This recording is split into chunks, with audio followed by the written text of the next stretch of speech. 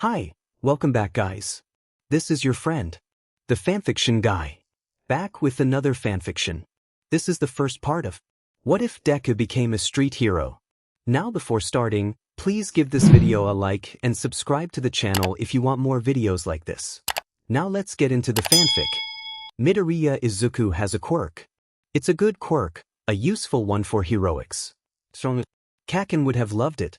He would have loved it. In another world, another universe, the two could have fought crime together, side by side. But that is not this universe. Midoriya Izuku was 5 when it happened. His quirk had not yet appeared, but his hope had never left. The same could not be said for his father, Hisashi. He was hell-bent on his son receiving a quirk and becoming an esteemed hero like himself, the dragon. However, fate works in funny ways. The day that Inko and Izuku came home from the appointment, Izuku was still in shock over what had happened. Hisashi looked up from where he was sitting on the couch, with a bottle of beer in his hand. He looked to be heavily drunk. What did the doctor say? Hisashi spoke in a rough voice. Inko gripped her son's hand tighter and spoke. He's quirkless. Her voice wavered. But that doesn't mean that he's worth any less to us as a son. We still love him a dash. Hisashi slammed the beer bottle down on the table, causing the bottle to shatter from the sheer force. Inko jumped, and Izuku had finally snapped out of what had happened. The contents of the beer slowly began to drip onto the floor. I can't have a quirkless son, Inko. How is he supposed to carry on the dragon legacy if he doesn't have a goddamn quirk? Inko faltered, but then stood a little straighter. He can carry on the legacy without a quirk. There are other ways to help without a quirk, like being a police officer, or... Shut it. FNG police officer? Police don't do shit. His voice warbled with the smell of alcohol on his breath. They just sit there and file papers, stand on the sidelines like total cowards while the real heroes do all the work. You don't want him becoming more of a coward than he already is. Hisashi snarled. It was then that Izuku decided to peek out from behind Inko. Hisashi noticed this and growled. Look at that. He's cowering behind you like a weakling. He's only 5, Hisashi. You cannot expect him to be able to stand up to you, nor other people when they confront him like this. I will not have you treat our son like this. Our son? You expect me to just accept that we have a quirkless son and go on with it? He's effing useless. He can't do shit. At least that Katsuki kid understands. Katsuki. Kaken. When he had realized that Izuku was a late bloomer, he had blown up. Literally. Izuku had come home with many bruises and burns that day. They weren't friends anymore. Hisashi knew this. He had witnessed one of Katsuki's beatings himself. But he did nothing. He had wanted to see for himself if Izuku could defend himself, but Izuku had just taken the beating, knowing he could practically do nothing. It was then that Hisashi declared his son as useless, before he even got a quirk. Inko was no longer having it. You will not bring Katsuki into this. He is only a child as well as Izuku. If you cannot accept that our son is the way he is, I'll have to ask you to leave this house. Now. Knocking over the table and the shattered remains of the beer in the process, Hisashi quickly stood up. Woman, if you are about to kick me out of my own effing house, the one I worked my butt off for with this job, you are dead wrong. Izuku then stepped out of his hiding place and out in front of his mom. Mommy did nothing wrong. He sniffed. And she still thinks that I can do great things even without a quirk. So dash. He is promptly interrupted with a slap to the face, to which Inko gasps and quickly pulls Izuku back behind her. Hisashi is breathing heavily now, tiny flames dancing around his mouth. You little sheet. You think that you can become a hero? Not only do you not have a quirk, but you also need your useless piece of sheet mother to protect your sorry butt. He tries to make another grab for Izuku, but Inko pushes him back with her quirk. Hands still outstretched with her quirk still in use, Inko speaks up again, in a dark tone. Now it isn't a question. Leave my house immediately before I call the authorities. Izuku can tell that even with the brave front she's putting on, she's still terrified. But nothing will stop her from keeping her son safe. Hisashi sputters. You. More flames spew out of his mouth now. They are dangerously close to lighting something on fire. This is my home. I will not have a useless but and worthless sheet kick me out of it. With that, the couch goes up in flames. Inko shrieks and backs up even more so, towards the entryway of the house. Hisashi begins to set more things to flame, all the while Inko tries to keep him away from Izuku. Looking to Izuku, he speaks. You should just burn up in flames. It'd be a good and simple way to get rid of your sorry butt. He grins, teeth shown in a non-friendly manner. Do me a favor and stay right there. Then, the flames are let loose. Izuku lost his mother at age 5. His father was out of the picture. But somehow, he had survived his father's wrath. Izuku was then put into the foster care system. With his apartment burned down, there was nowhere else to go to. Luckily, a couple took pity and adopted him. They had loved him and cared for him, but over time they realized that keeping up with a child was too much for them. Their attitudes slowly changed, from caring to apathetic and then neglect. So, they got rid of him. Izuku became homeless at the young age of 6. Shoyuta officially declared that he hated rain. Not only did it make it more difficult to fight, but he hated getting his hair wet. Yamada would say that was because he was part cat. He wasn't, but he did show off some cat behaviors sometimes. He wasn't about to mention the 2 cats that resided in his household. Nope, they had nothing to do with his behavior. As Shoyuta was scoping out the area, eyes squinting through the rain, he noticed something amiss. From the roof, it was a little harder to see, but he could make out sounds. There was yelling, almost like someone was demanding something. A shakedown. It was coming from the alley across the street where Shoyuta was at. Who in their right mind would decide to mug someone in the middle of the night, while it was pouring rain?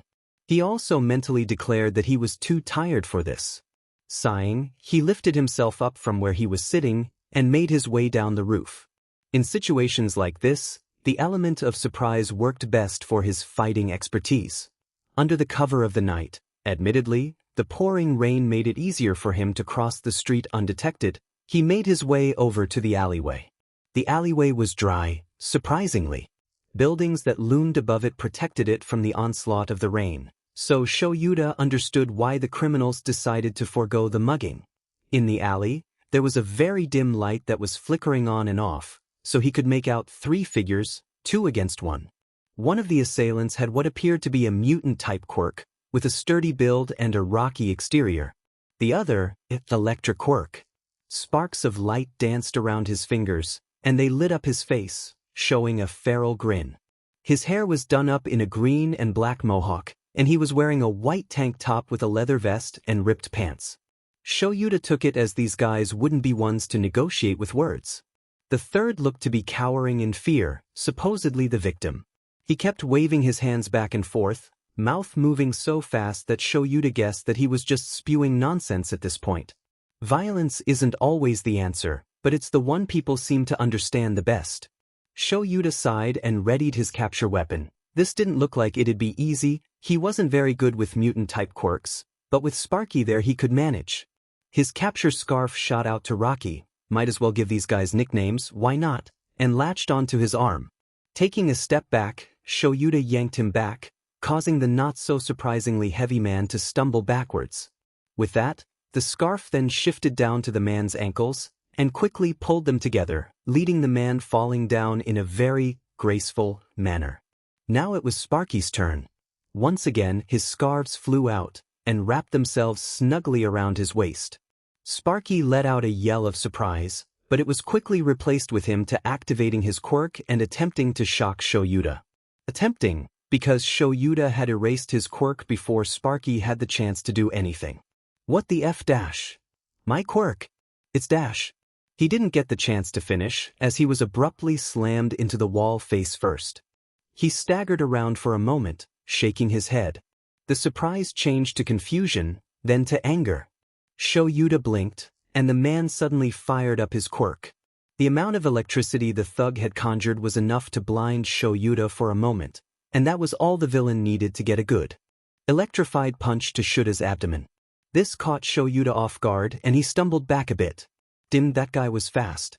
He looked around for the man who was being attacked, but there was no sign of him. He managed to escape.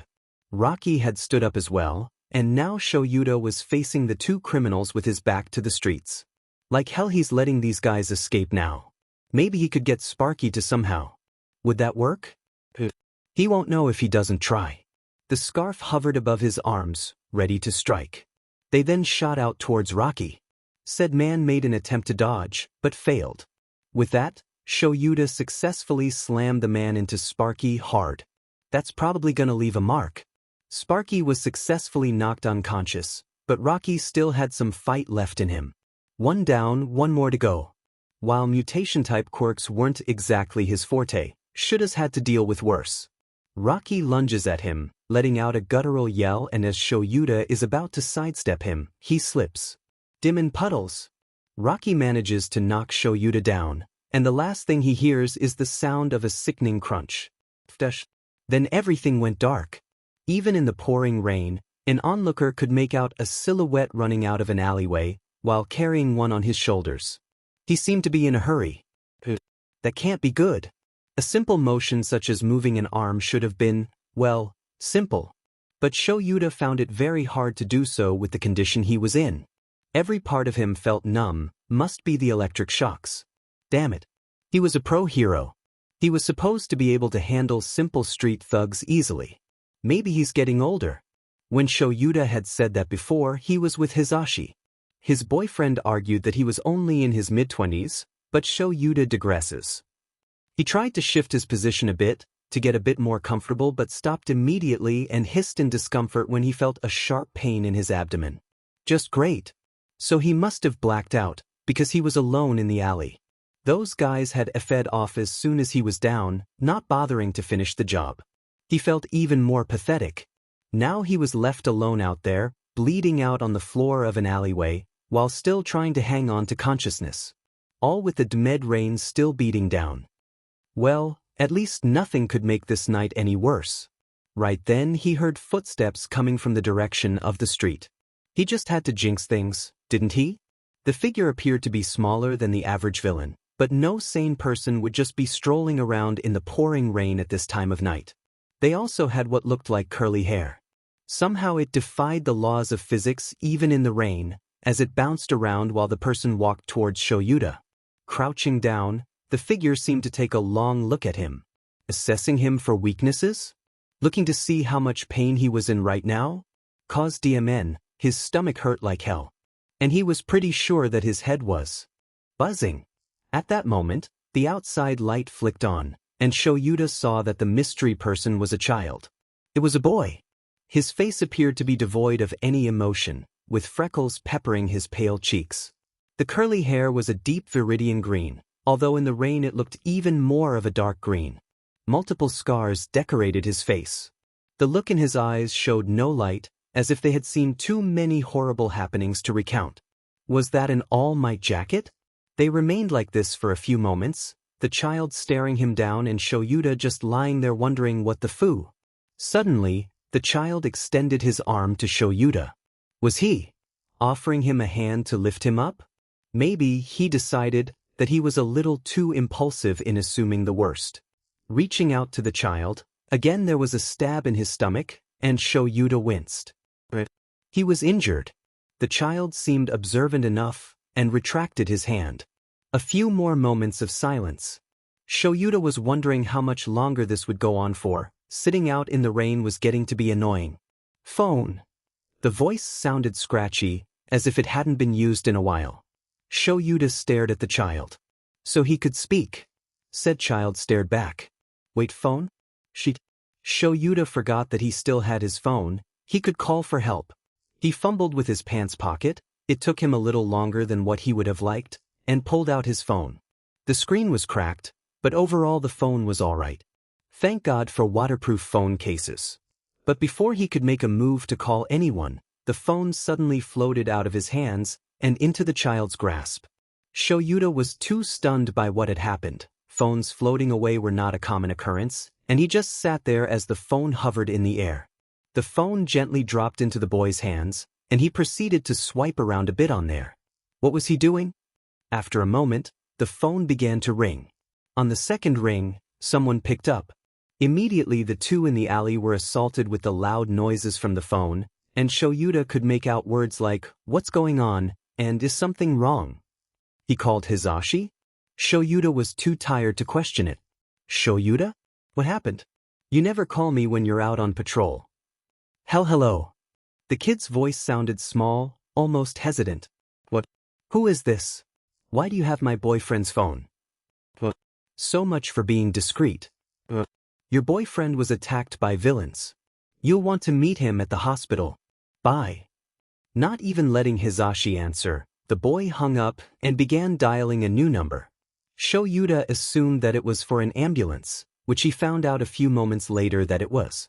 Wincing at the jarring sound, he turned to the blaring of the emergency vehicles, seeing their lights reflect on the now sprinkling rain. Oh, so now the rain lets up? Then he suddenly remembers the kid. He whirls around to face him, to thank him, but he's nowhere to be. Shuta, I was so worried. Shoyuta cringed. He loved Hisashi and all, but sometimes he didn't know when to be quiet. The other doctors and nurses were trying to quiet him down, as he was sobbing, not necessarily crying his eyes out, but it was close, and had a death grip on his too-tired-for-this-sheet boyfriend. They were in the hospital, Shoyuta sitting upright on the bed and the aforementioned leaning over the side of the bed, sniffling. Fractured ribs, gashes on both arms as well as. The doctor listed off the symptoms, while Shoyuta with a stoic expression listened intently. Hisashi was showing a little more emotion, and by more emotion he was practically weeping. Yeah, Shoyuta could have died but he didn't. Hisashi was just overreacting. Probably. A fractured rib was nothing to sneeze at, but he could deal with it. What concerned Shoyuta more at the moment was the curly-haired boy. Why the heck was he wandering around during the night, not to mention alone in the rain? Lots of scenarios and ideas raced through his mind. They didn't seem like very good ones. His head was already hurting, overthinking this would make it worse. Right now, he hopes the kid is alright. He has to be, if he had managed to make it to Shoyuta, albeit by coincidence or by fate. With new injuries and a newfound resolve, Shoyuta declared he was going to help this kid. But first, he was going to take a well-deserved nap. Stepping into the warehouse out of the rain, Izuku shook off his waterlogged jacket and set it aside. Hopefully he wouldn't have hypothermia, he already has a lot to deal with. As big as the warehouse looked, being 2 stories tall, it was relatively smaller and therefore easier to go unnoticed in the city slums. Most people just passed by it without a care in the world, heroes finding it unnoteworthy and villains not caring for it. Said building had a wide open area, and on the right side of the entrance there was a few rooms lined up against the wall, each 1 floor high. Above those rooms were accessed by stairs outside of them, leading up to multiple storage areas for various items, such as spare mechanical parts and the like. To the left of the entrance, there were hundreds upon hundreds of crates, all different sizes. There was a small ledge above them too, also accessed by stairs for more storage. But in the central area of the warehouse, there was a workshop. More specifically, to the back of it. It had a multitude of gadgets, all varying from large to small and simple to complex. Izuku walked over to there and placed his jacket on one of the tables. No one was out there at the moment, but that would change soon. He predicted right, as at that moment, one of the room's doors burst open. One of the doors to the rooms burst open, and with a flourish, an average-sized person walked over, their boots accentuating each step. Their hair was a bushy deep shade of green, their skin was also a light lime green due to their quirk.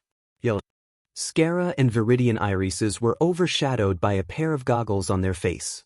Ears that didn't even look like normal human ears stuck out from their poofy hair. They looked like wings? For how long Izuku has been with this person, he still was confused about their ears. They wore black sleeveless bodysuit with a cropped tank top over it, and fingerless gloves. As they got closer to Izuku, they lifted up their goggles and grimaced. "Izuku-san, where have you been? I've been waiting for you. Also you're soaking wet. You're going to catch a cold." Izuku would have rolled his eyes, but his friend here was known for having a blunt and overbearing nature.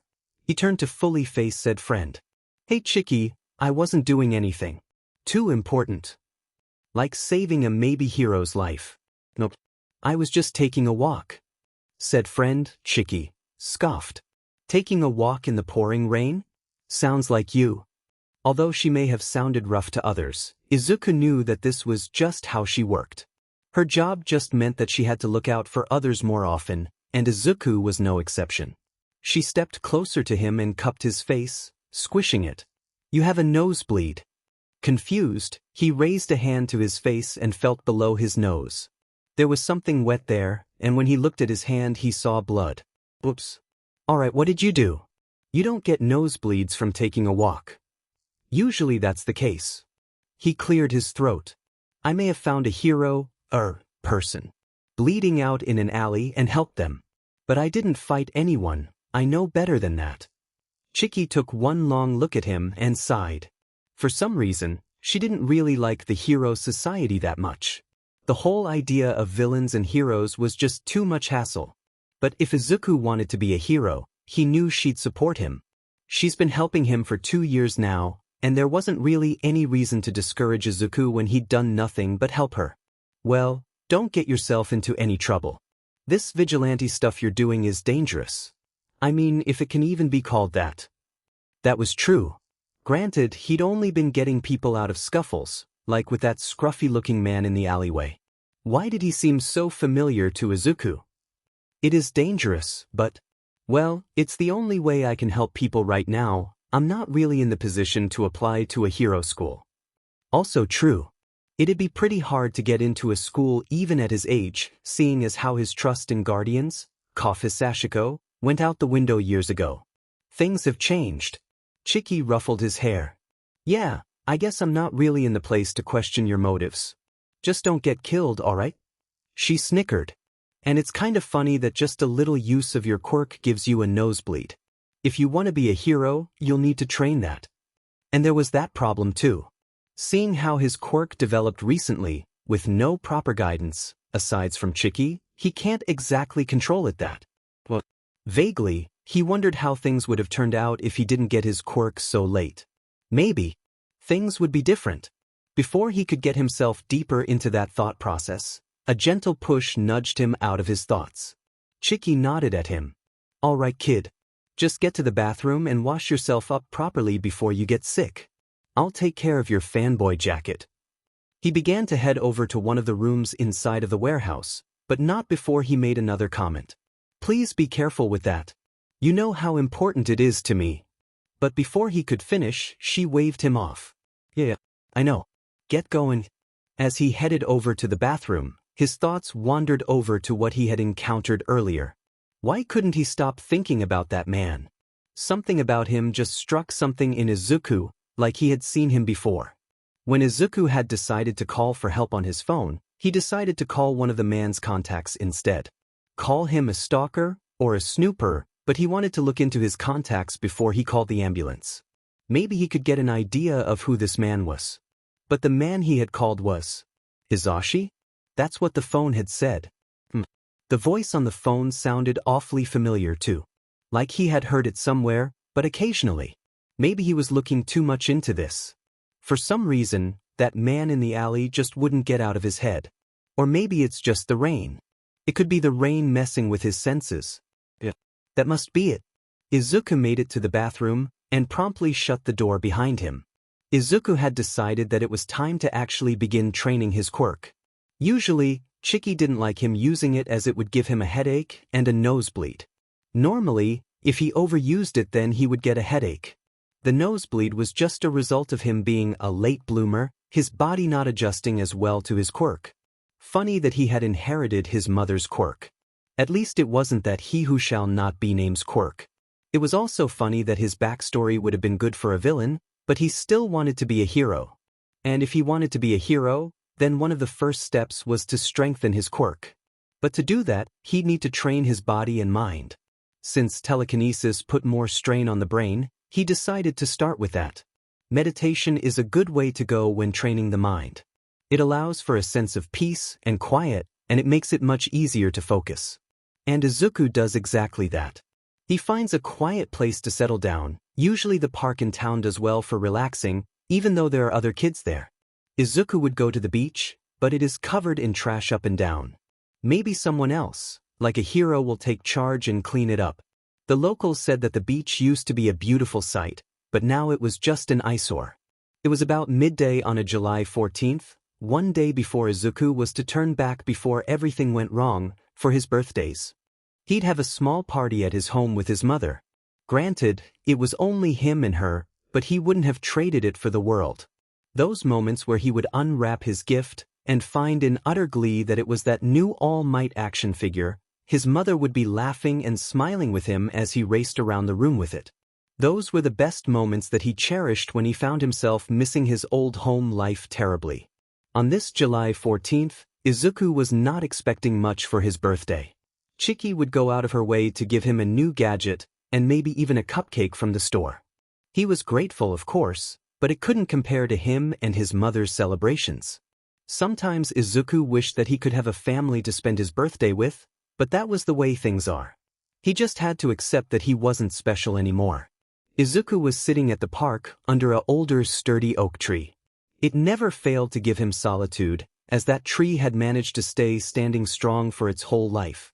If that tree could do it, Izuku could too, he thought. It was around noon, the prime time of the day.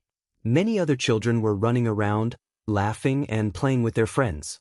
Izuku wondered what that was like, to be with other children his age. He then turned his focus to his training by meditation. Taking a deep breath in, Izuku closed his eyes. Sitting cross-legged, he placed his palms flat on the ground. He found that a good way to ground himself was to focus on his surroundings.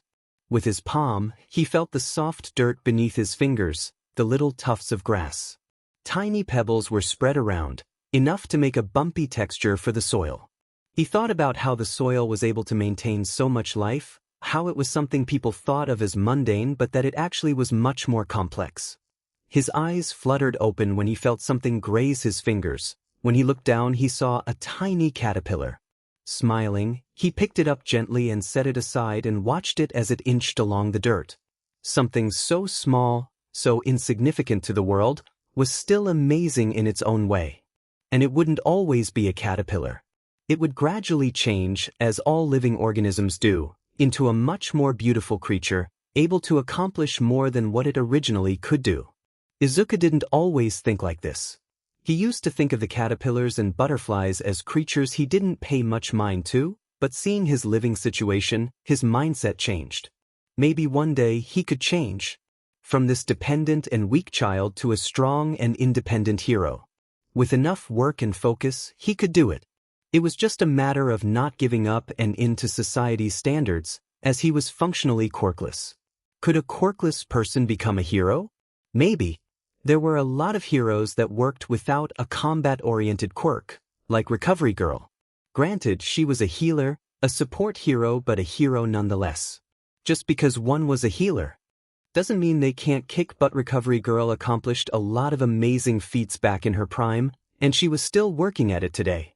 And there were other heroes, like Eraserhead and Midnight. They still fought essentially quirkless like bosses. But Izuku wasn't quirkless. Not anymore.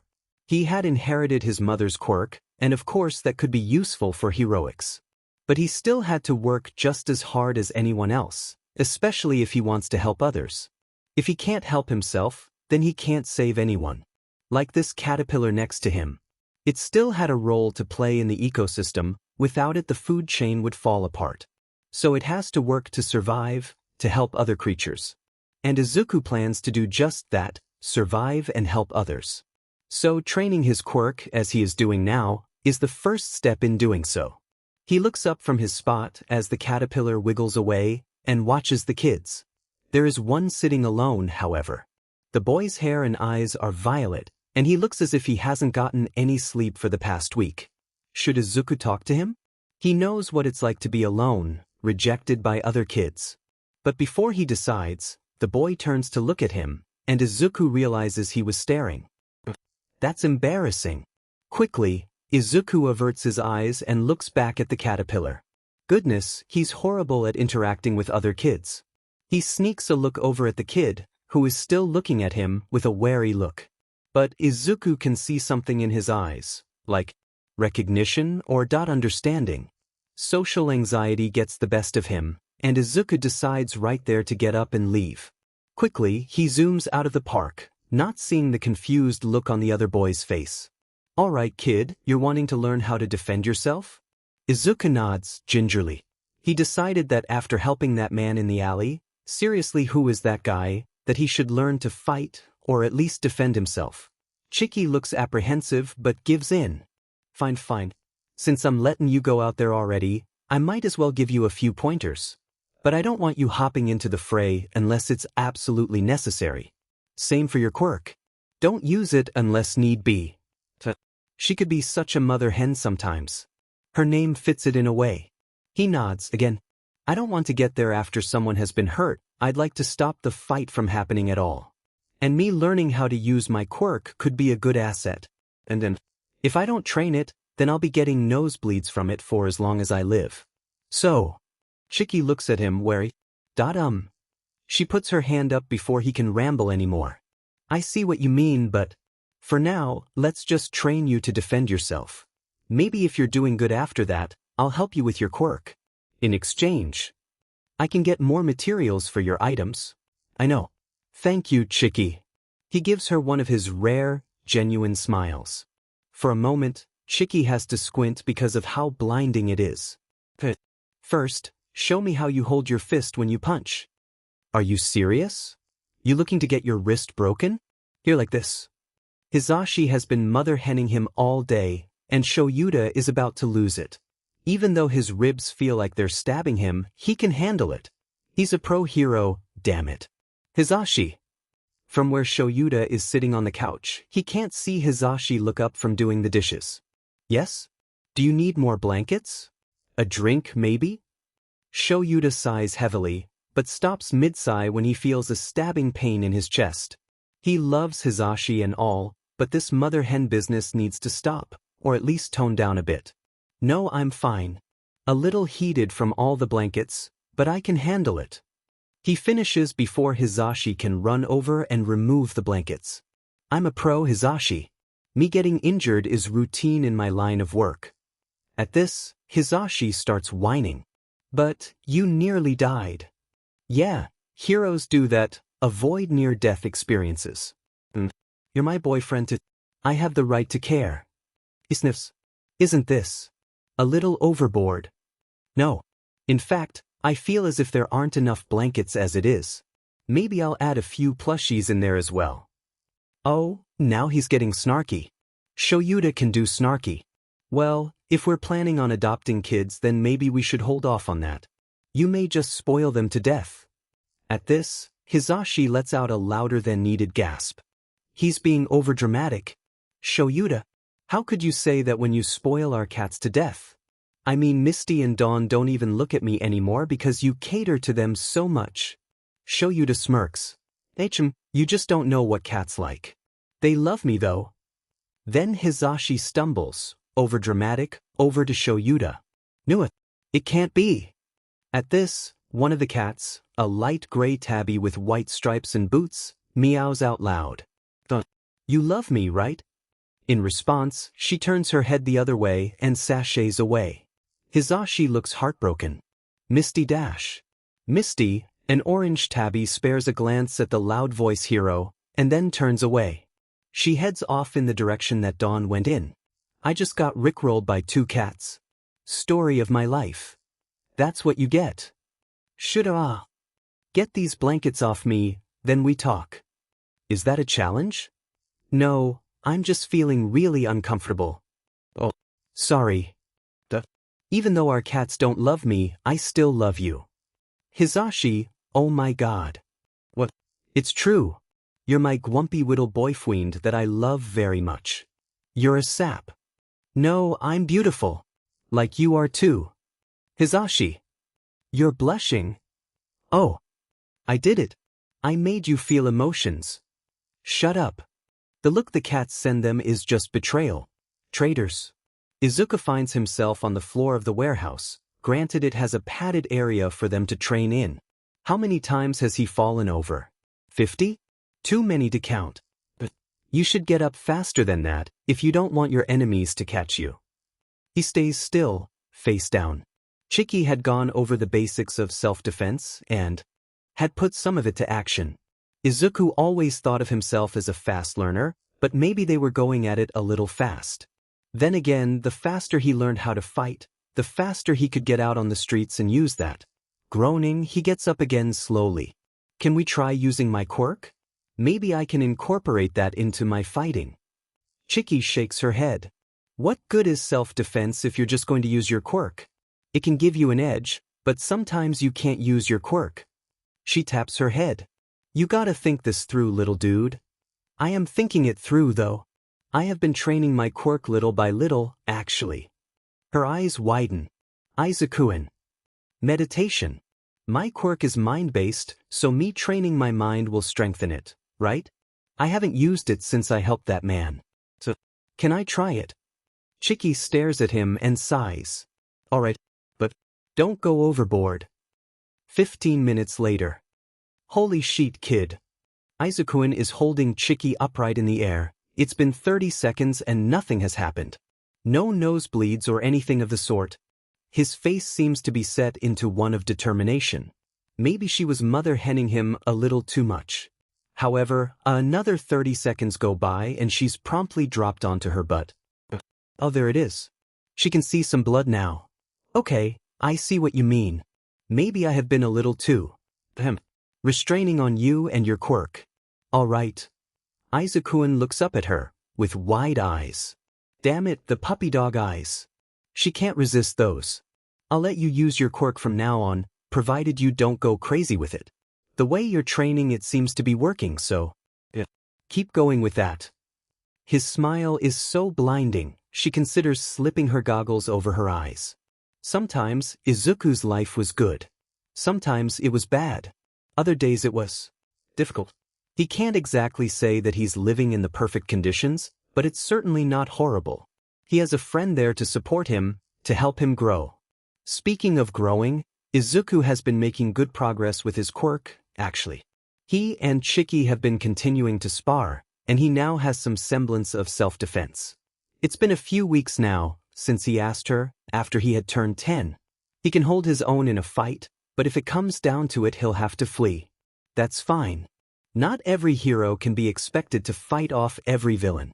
Except maybe All Might. But Izuku isn't All Might, and a lot of heroes can't be expected to be like him. So he brushes that thought away. He and Chiki have come to the conclusion that his quirk plays off his emotions a lot. Since it is mind-based, his mind is connected to his emotions. So it's only natural that it would act out when he's in distress. Distress such as when he's overwhelmed with events in his life, when they all catch up to him and it ends up being a whirlwind of emotions. Some days he can't handle it and runs off, much to Chiki's chagrin. What happens during these days is that his quirk turns on and off, he can't control it as well and things within range of it are affected. The aforementioned whirlwind becomes quite literal when the items in range of his quirk start to hover. They spin around in a daze as Izuku tries to get his emotions under control. It's hard though. He misses his mom, he misses his old life. Even the other kids who used to make fun of him and for being a quirkless Deku. This is one of those days. The days where life is difficult. Sometimes, Izuku wonders what it would be like if his quirk developed in time. Maybe he could have had friends. Maybe he wouldn't have been seen as a disappointment to his father. Maybe his mother would have lived. She had died and it was his fault. His fault for being a quirkless, useless Deku. His father wouldn't have had to hurt anyone, and they all could have lived happily together. If only. All right. It felt like he was suffocating. This room was too small, he needed to get out now. Sitting in his room of the warehouse would do more damage than not. So he slipped out. It was the middle of the night, and he deemed that as perfect for going to the park as no one would be there. With his treasured All Might jacket, he took off. The night air was chilly, the moon showing some light as the clouds drifted across the sky. Izuku made haste to the park, in an effort to distract himself from the emotions stewing underneath his seemingly calm exterior. When he got there, the park was empty, of course. He took a seat under the big oak and breathed out. This was where he felt calm, as if nothing bad could happen while he was here. Vaguely, he wondered what happened to the caterpillar. Looking up at one of the branches, he saw a small shape dangling down. It was a cocoon. He stared at it for a while and smiled. The caterpillar was already on its way to becoming a butterfly, while Izuku was sitting here doing nothing. His mood dimmed as he settled down. Could he become a hero? Could he help others when he couldn't help himself? Just a few weeks ago, he was sitting here with a renewed hope that he could. But some days he got discouraged, as if he couldn't ever amount to anything. The words from that fated day with his father still stuck with him after all these years. How could he be a hero when he couldn't even fight off his own emotions? Was he to sit here and drown in his thoughts for all time? It was hard. Izuku wants to be a hero more than anything, but sometimes he feels as if he can't measure up to anything. A lot of others seem to think so. But these were also the days where he got up from where he was, looked life in the eyes, and gave it the middle finger as he continued to run toward his dream. He was already working as a vigilante, helping others in need when no one else would. If he's been keeping at it this whole time, against all odds, why stop now? That's right. Izuku can't give up, not yet. He still has people to save. With that, he rubbed his arm across his face in an effort to stem off the tears. Surely heroes have to face these kinds of hardships as well. This is just an obstacle. Nothing will stop Izuku from reaching his dream, he decided. He has to stay strong. Strong for the people to save, for ones bleeding out in alleys and for ones suffering internally. Besides, Chiki has been working so hard for him, helping him learn how to fight and use his quirk. He can't quit so soon. He can't stop here. Not when he has so much to fight for. With a newfound determination, slowly but surely he makes his way out of the park, wiping his tears, but not before a figure in the shadows sees him. The figure moves deeper into the darkness, out of sight, with the sounds of metal scraping the asphalt. It's probably obvious that the park is one of Izuku's favorite places to go. The beach is another good place too, as it's quiet and it lets him think in peace. But the park, it helps Izuku feel a sense of normalcy. After the passing of his mother, he's grown somewhat apathetic to the thought of it and isn't sure if that's good or not. He had severely missed how much he missed doing normal kid things. He assumed that fighting off thugs and saving people at the age of 10 wasn't exactly normal. But neither was being bullied by other kids. Speaking of, Izuku really misses Kaken. Although he caused him a lot of pain and grief, he was a constant in Izuku's life like his mother. He would give nearly anything to be with his mom again and Kaken. That doesn't mean he doesn't appreciate Chiki, no, but he wishes he could have met her under better circumstances. All he wanted was to be a normal kid again. The thought of becoming a hero now was a little too hopeful for him, but hey, he was trying. Maybe if he did become a full-fledged hero one day, he could stop his father, that man, from causing more grief. After Hisashi had attacked his own family in that fit of rage, he had gone off the map. He just vanished with no other sign of him. When his apartment had burned down, people chalked it up to an accident or an electrical fire. No one would believe that the great esteemed hero dragon would do such a horrible thing to his family. But Izuku did, and he was living proof. Hisashi had ensured that Izuku would never live the life he was promised, but instead one full of pain and suffering. No sense of normalcy, not with family, not with friends, not with anyone. Speaking of friends, Izuku saw that purple-haired boy again. The one he had ran off from in haste. As Izuku walked up to the park, he saw him sitting on the ground facing two other kids. They did not appear to be friendly, and from where Izuku was, he appeared to be cowering. He frowned. Bullies? Just because Izuku missed this probably wasn't a good thing, but he didn't care anymore. Didn't mean that others had to deal with people like this. Izuku walked faster to the three children. They looked to be about his age. Why do you think you can be a hero with a villainous quirk? You could tell someone to go rob a bank, and you could get away with it. It'd be better if you just kept your mouth shut. If you even try, we'll make you stay quiet. A villainous quirk? There was no such thing. It was how the owner of the quirk utilized it. From the sounds of it, it was a sort of emitter quirk, where this user would need to speak up to activate it. Why was no one stepping in? Did they even notice? No, this wouldn't do at all. He won't let this boy go through this, not alone. Izuku was about 10 feet away when the purple-haired boy acted. He stood up and tried to back off, but the other children just pushed him down again. Izuku wasn't going to sit by and let this happen. With a wave of his hand, and more effort than needed, Izuku used his quirk to push the two boys off of the other. They stumbled back, surprised at what had happened. The purple-haired one looked to be shocked as well. Izuku stepped up to them, and they finally noticed him. He wasn't sure what expression he had on his face at the moment, but one look at it sent the bullies running. Sighing in relief, he turned to the other kid who was being abused. "Oh God. Don't show that you're nervous. Breathe in, Brait. Are you okay?" The purple boy seemed to be processing this for a moment, and then snapped. "Why did you help me?" After he said that, he faltered, as if he didn't mean to lash out. Izuku knew how that felt. "You were being bullied. I couldn't sit back and let that happen. No one should be bullied for what their quirk is."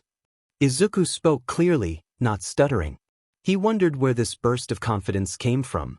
"You wouldn't say that if you knew what my quirk was." Well, if Izuku had jumped in to save him without knowing what his quirk was, he was pretty sure it wouldn't change things much. "What is it?" "Brainwashing. If someone responds to me, I can control them. Basically." He then winced, as if he was expecting another beating. When nothing came, he looked up at Izuku, who had sparkles in his eyes and a small smile on his face. "What? That quirk is amazing. So useful. Do you know how many people you can help with that?" "Oh, you can talk down villains in hostage situations. And help people who are suffering on the inside, help them talk it out." "That sounds like it's wonderful." Izuku knew he was rambling, but who could blame him? That quirk is amazing, and if someone put it to good use then it would be a great help.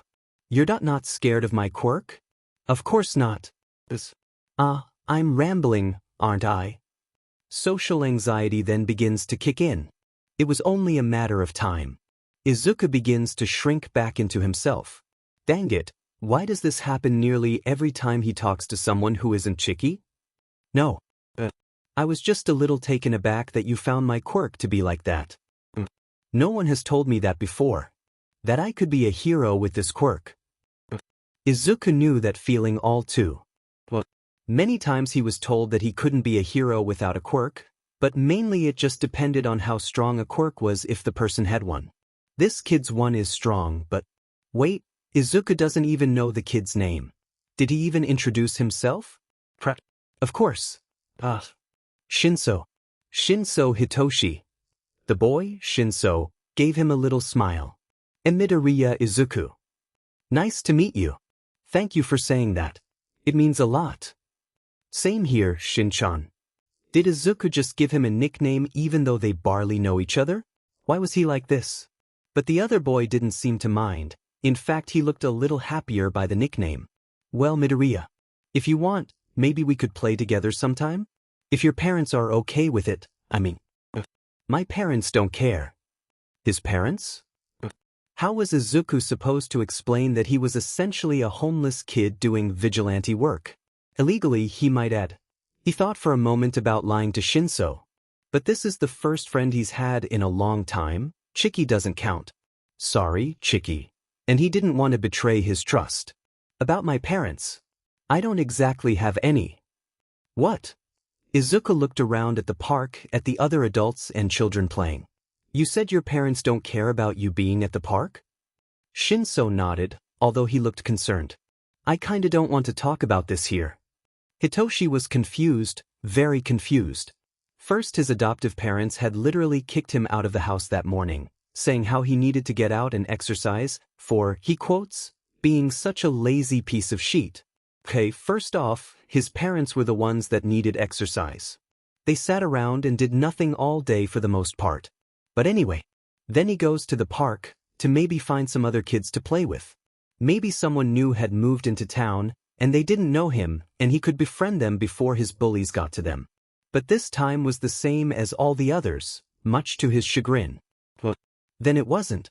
The kids who always cornered him in the hallway after classes let out couldn't seem to give Hitoshi a break. They were at the park now, and Hitoshi was hoping to avoid them and find other kids. No such luck. As their usual pestering went on, no one stepping in to stop them, like seriously adults, do your job. They suddenly were pushed back by an invisible force. What the heck? Then, a green-haired boy came into view. He was wearing an all-might jacket, fingerless gloves, and big red shoes. They looked to be worn down a lot, as if he's done a lot of running. The look on his face was murderous. But luckily, it didn't seem to be directed at him, and the bullies then ran off, tails between their legs. Well, if they had tails they would be between their legs. His savior then turned to him and spoke. Are you okay? What? Was he okay? No, Hitoshi didn't think he was after that. Why did you help me? Maybe he should have reeled in the snarkiness. 'Cause the other looked a little taken aback by that. Oops. Then, the boy spoke up again. You were being bullied. I couldn't sit back and let that happen. No one should be bullied for what their quirk is. Maybe Hitoshi was a little too wary of him. Maybe. But this kid didn't know him, he didn't even know what his quirk was. You wouldn't say that if you knew what my quirk was. A few minutes later, Hitoshi found himself proved wrong. But he wasn't unhappy about it. So this kid actually believed in him? Hope bubbled up in his chest. Maybe, just maybe, he could make a new friend? Well, Midoriya, if you want, maybe we could play together sometime? If your parents are okay with it, I mean. My parents don't care. Honestly, as long as Hitoshi stayed out of his parents' way, it would be fine. But after what the boy had said about not having parents? Was he an orphan like him too? Was he? I kinda don't want to talk about this here. Then where? The beach isn't too far from here. I'll explain everything there. That is, if you trust me. Trust him? Heck, this kid had done more for him than everyone else in his life. He was only 10, so sue him for his standards. Okay. About a 10-minute walk later, they were at the beach. They sat down on the still warm sand. It was about 6 in the evening, the sun finally starting to make its way over to the horizon. Hitoshi took off his shoes, and set them down and placed his socks in them. The sand felt good between his toes. Midoriya took his off as well. For a few moments, they sat there, staring out at the endless sea of water. Hitoshi leaning back, palms on the ground with his legs spread out. Midoriya seemed to curl in on himself, bringing his knees up to his chest and resting his crossed arms there. The waves were rolling in on the shore steadily, the sound soothing to Hitoshi. He should come here more often. Then he decided to break the silence. So, what do you mean you don't have parents? Are you adopted? Like me? Midoriya didn't respond for a few seconds, and he turned his head down. My mom. She's dead. My dad isn't dead, but... He started sniffling a little, but quickly stopped. So his dad was still alive. So why did he say that he didn't have parents? Except, my dad. He isn't my dad. He's a monster, that's what he is. Midoriya muttered, almost too quiet for Hitoshi to hear. A monster? Was he abusive? He's the reason my mom isn't here. Hitoshi's breath caught. But Midoriya proceeded, speaking louder as he did so. I was supposedly quirkless, up to age 6. I faced harsh bullying for my lack of a quirk. When he found out. Hiccups. He lashed out at my mom, telling her she was a useless waste of space for birthing a useless, quirkless child. Hitoshi knew it wasn't good to cuss, but holy shit. Have you heard of the hero dragon? Dragon? That one hero who breathed fire and... Yeah, that was him. Ended up burning the whole apartment down in his rage. I was the only one who survived. Midoriya was shaking now, his breaths catching, and dear God, Hitoshi had no idea what to do. He was speechless. A father who had killed his own family because of genetics? That was Jesus. Hitoshi thought his family was bad, in their lack of care for him and hitting him a few times, but no. Someone else always had it worse. Are you okay? Honestly? I'm not. But I've learned to deal with it. He wiped away the snot coming from his nose with his sleeve. That didn't sound good. Where? Who do you live with now? A cough. After my adoptive family had abandoned me, what? I wandered the streets for a while, and ended up finding Chicky. I live with her now. Your adoptive family abandoned you? Yeah. But I have Chicky now, so it's fine. Well, at least he wasn't completely homeless. They sat there in silence after that, letting Hitoshi process all the information. Holy cow. You said your parents didn't care about you being at the park? Yeah. But ignoring you too. What? Midoriya cleared his throat. Well, when I was with the family that had taken me in. Well, they were good people really, but not prepared to take care of me, I guess. So they left me on the street. Hitoshi felt sick to his stomach. My family. Isn't that bad? Are they hurting you, though? Hitoshi stopped at this. Were they? Was hitting one's children normal in a family? Being ignored? I don't know. Well, if you need anything, you can come over to me and Chicky's place. Midoriya said it like it was a question, like he wasn't sure of himself. Huh. This kid was full of surprises. Are you sure? She won't mind. No. In fact, I think she'd be happy, seeing as how I made a friend who's my age. He stopped waving his arms and put them down, then rubbing the back of his neck. And on my own, he thought of Hitoshi as a friend. Now he was speechless. If you don't want to dash. All right. Huh. Hitoshi smiled and it felt genuine. I'll take you up on that offer. Thank you, Midoriya. At this, Midoriya's smile was so bright that Hitoshi had to squint to see him. Not that he minded. Thanks to him and Chicky training, Izuku can use his quirk for a full minute without a nosebleed. To some, it may not sound like much, but hey, it's progress. Speaking of progress, Izuku has also been becoming closer to Shin's Hitoshi and had decided to introduce him to Chicky. At this, Chicky was overjoyed that Izuku had finally made a new friend. So when Izuku had brought Hitoshi over to meet her, she had accepted him with no hesitation. Usually she'd be a little more wary, but she was excited, Izuku could tell. Hitoshi had started coming over to the warehouse a lot more after that. Some days he came with scrapes and bruises, which had Izuku worried.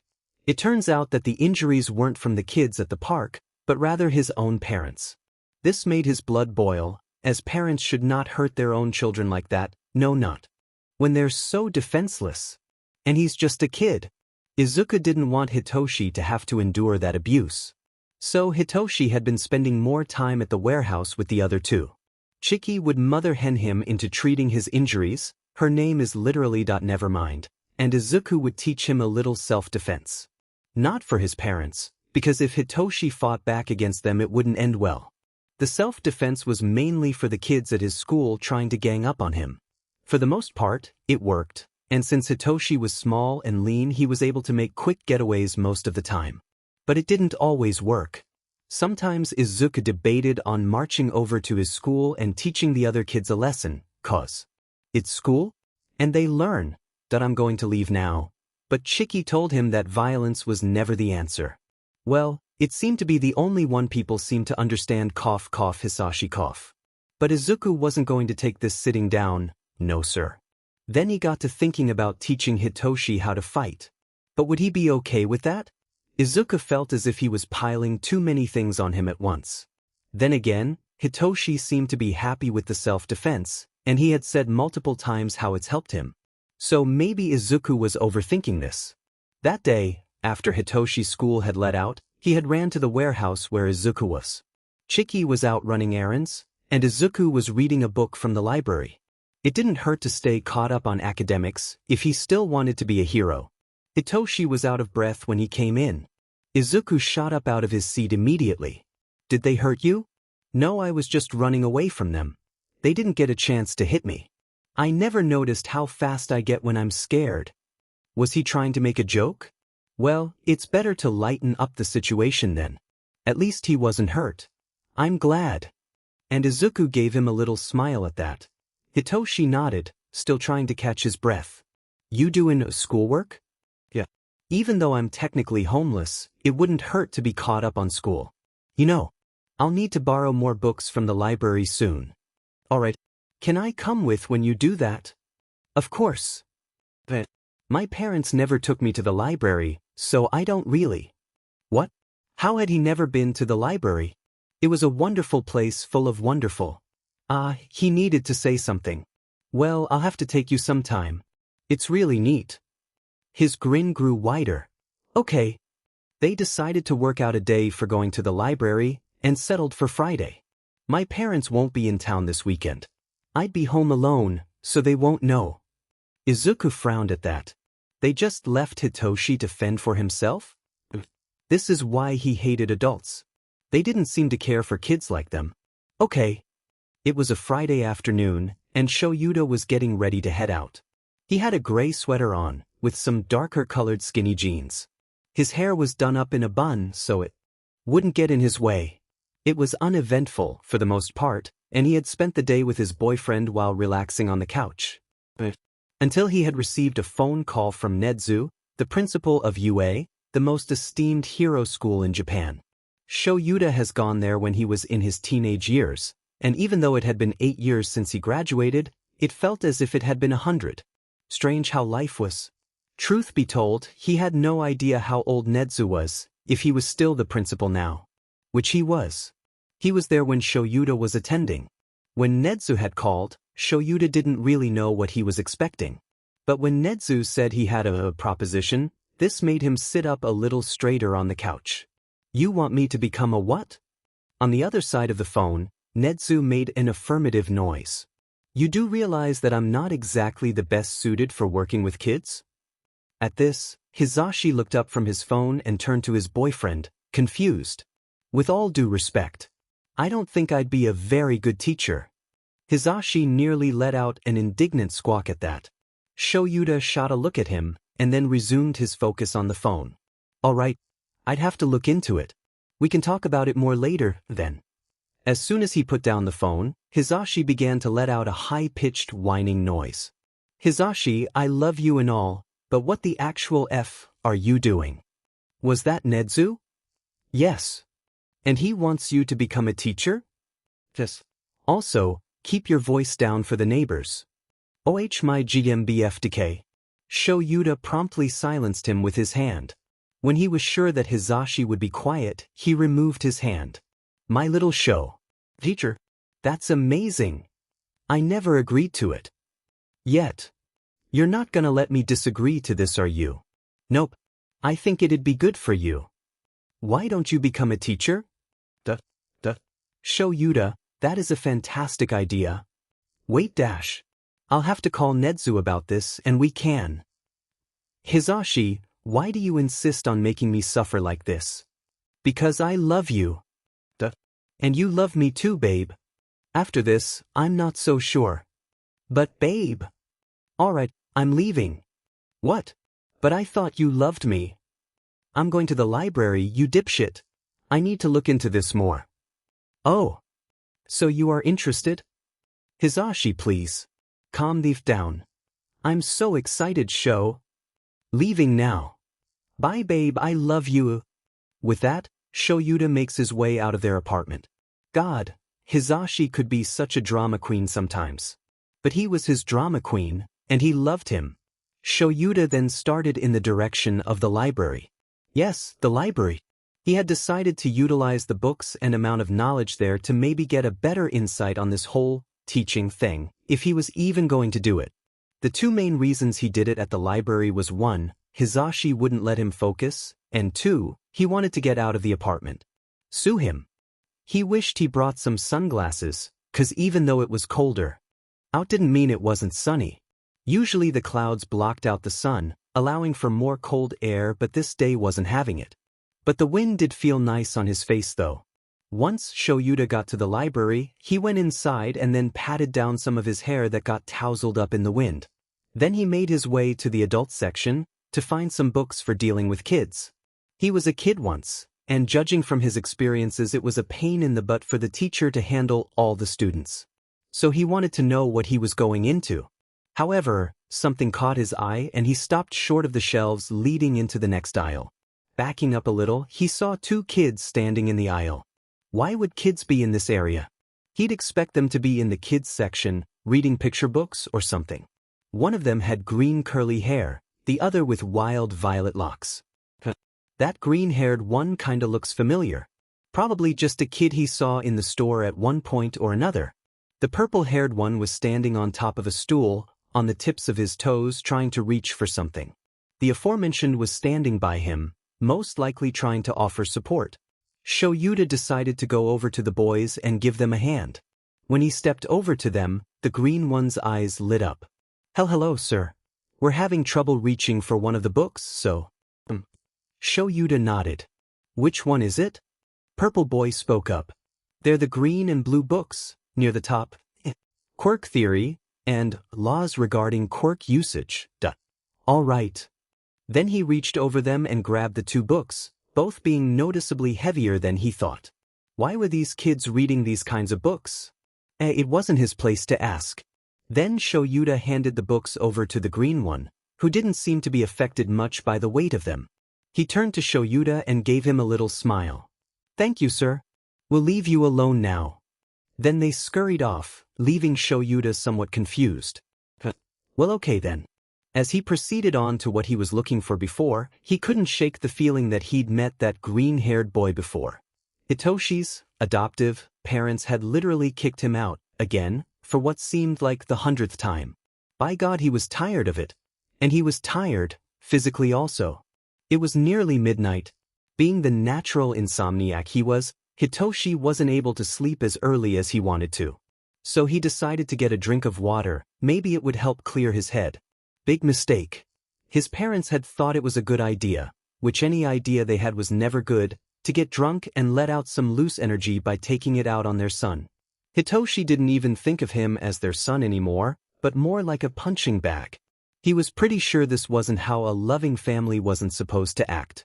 Well, tonight they hadn't kicked him out necessarily, but it sure seemed like it.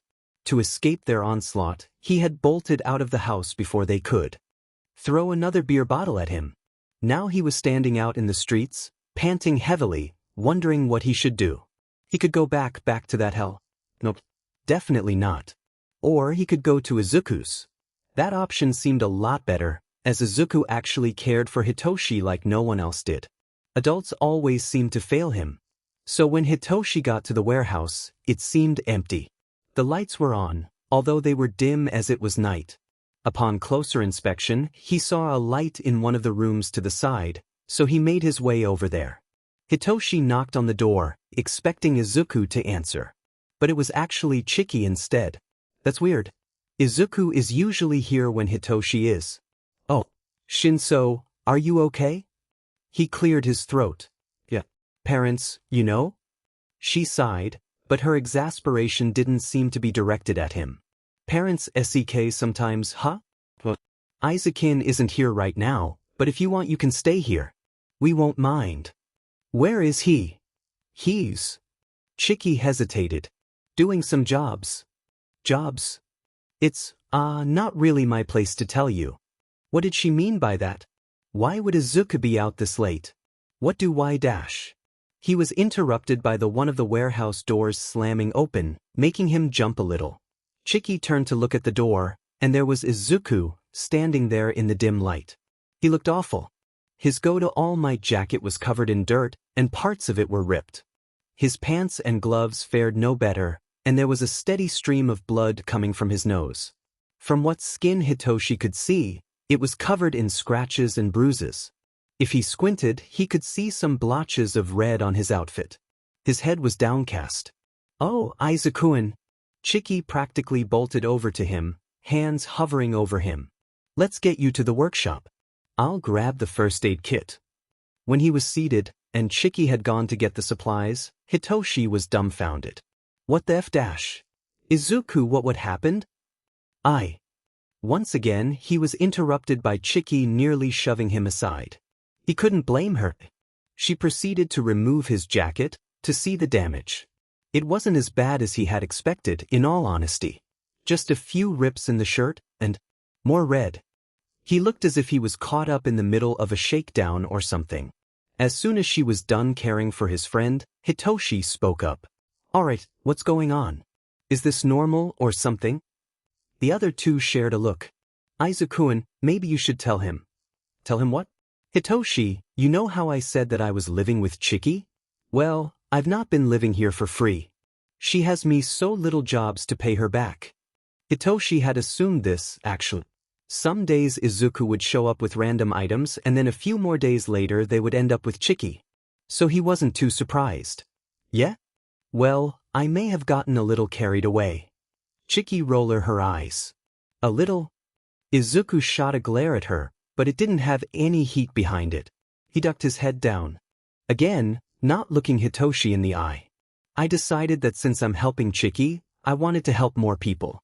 So I've been doing just that, helping people in the streets from thugs and the like. Hitoshi knew Izuku was a pure-hearted boy, but hearing this just proved that even more. Lately though I've been getting into more extreme things. What? He means he's a vigilante now. Chiki said with a smirk. For someone so wary of his well-being, she sure didn't seem to mind making a jab at him, throwing himself into danger constantly. Hold up. What? Izuku already had a hard time with self-preservation. This would have made it like 15 times worse. It's true. But I don't regret doing anything I did as a vigilante. But if you want to help people, you need to make sure you can help yourself, Izuku-an. That I know. What if I came along? Hitoshi had surprised himself when he said that, and judging by the looks on the other two's faces, he wasn't the only one. What? Chiki didn't say anything, other than her mouth being agape. She showed no other sign of emotion. But then it turned into a contemplative look. Actually, that may not be a bad idea. Now Izuku whirled around to look at her, mindful of his bandages.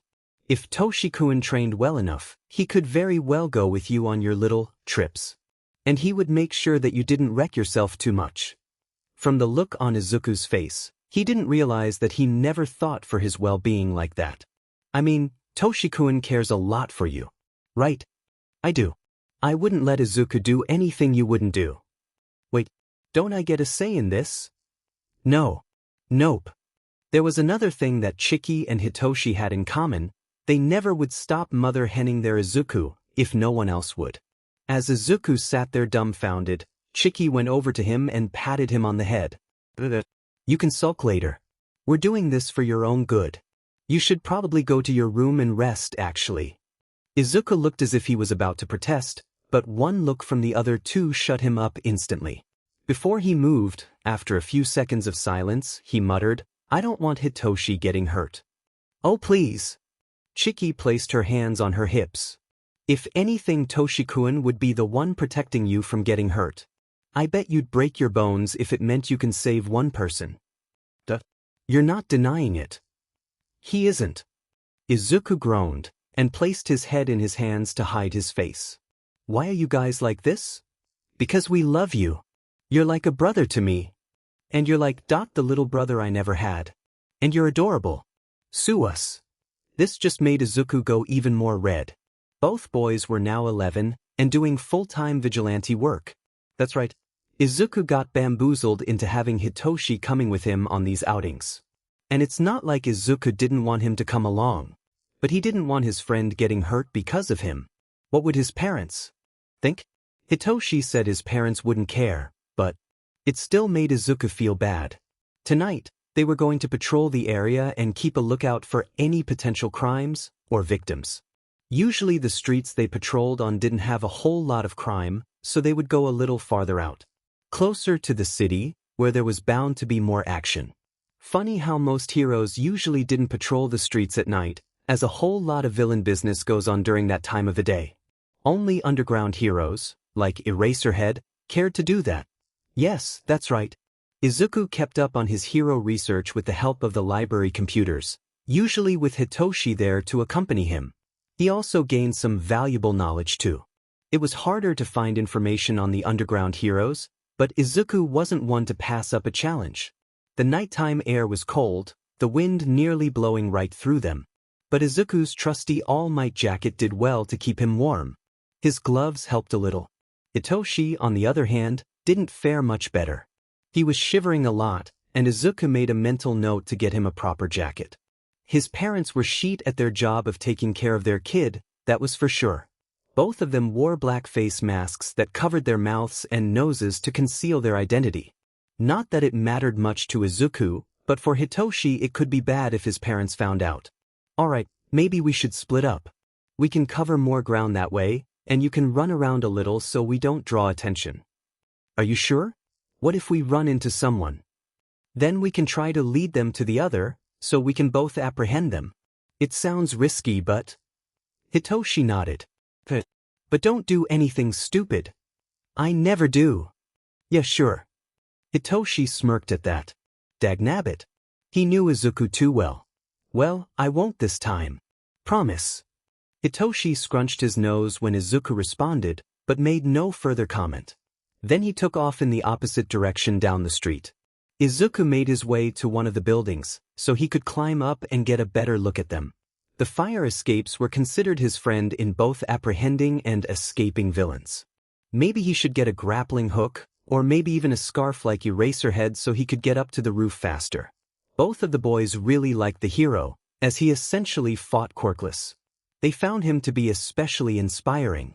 Once Izuku got up there, he crouched down low so his silhouette wouldn't be seen. He had made that mistake many times, and wasn't about to now. It was quiet, albeit the sounds of the leaves blowing in the wind of the nearby trees. There was also the occasional crash of trash cans, but a lot of stray animals had been found scrounging around for food so he didn't pay much mind to it. After about 20 minutes of silence, he stretched his arms and legs but not letting his guard down. Ouch, maybe he should work on doing squats so his legs wouldn't suffer after being in a crouch for a while. During mid-stretch, he heard a scuffling sound behind him and froze. Like in a cliché horror movie, Izuku slowly turned around to a figure standing right behind him. Oh shit. Since it was dark, his eyes had a harder time adjusting, but when he saw the person he was shocked. His favorite hero, Eraserhead, was standing right behind him. Well, now in front of him. Izuku had so many questy wait. He's meeting Eraserhead in person while doing vigilante work. That's illegal. With all these thoughts running a million miles in his head, Eraserhead spoke up, voice gruff. Shouldn't you be in bed? Sure, if he was living a normal kid's life. But he wasn't. So sue him. Izuku kept quiet, pressing his lips together in an attempt to not voice his thoughts out loud. What does he do? On one hand, he's always wanted to meet this guy, but on the other hand, not like this. Do your parents know you're out here? Izuku wondered what would happen if he said yes. But he couldn't find it in himself to answer, God damn it. He managed to sputter out nearly incomprehensible words. The pro gave him a look and sighed. Alright, maybe you should come with me if you're lost. I can help you find them. No. He wasn't going to get caught now. If he was sent to the station, then he could be put in a foster home. And then he would be separated from Hitoshi and Chiki, and he ran. His legs were still numb from crouching, but he paid no mind to it. Before Eraser could act, Izuku had slipped past him in a blur. Nope, not today. As Izuku was nearing the edge of the roof, to get to another, something shot out next to him and nearly got his arm. Oh, it was Eraser's capture scarf.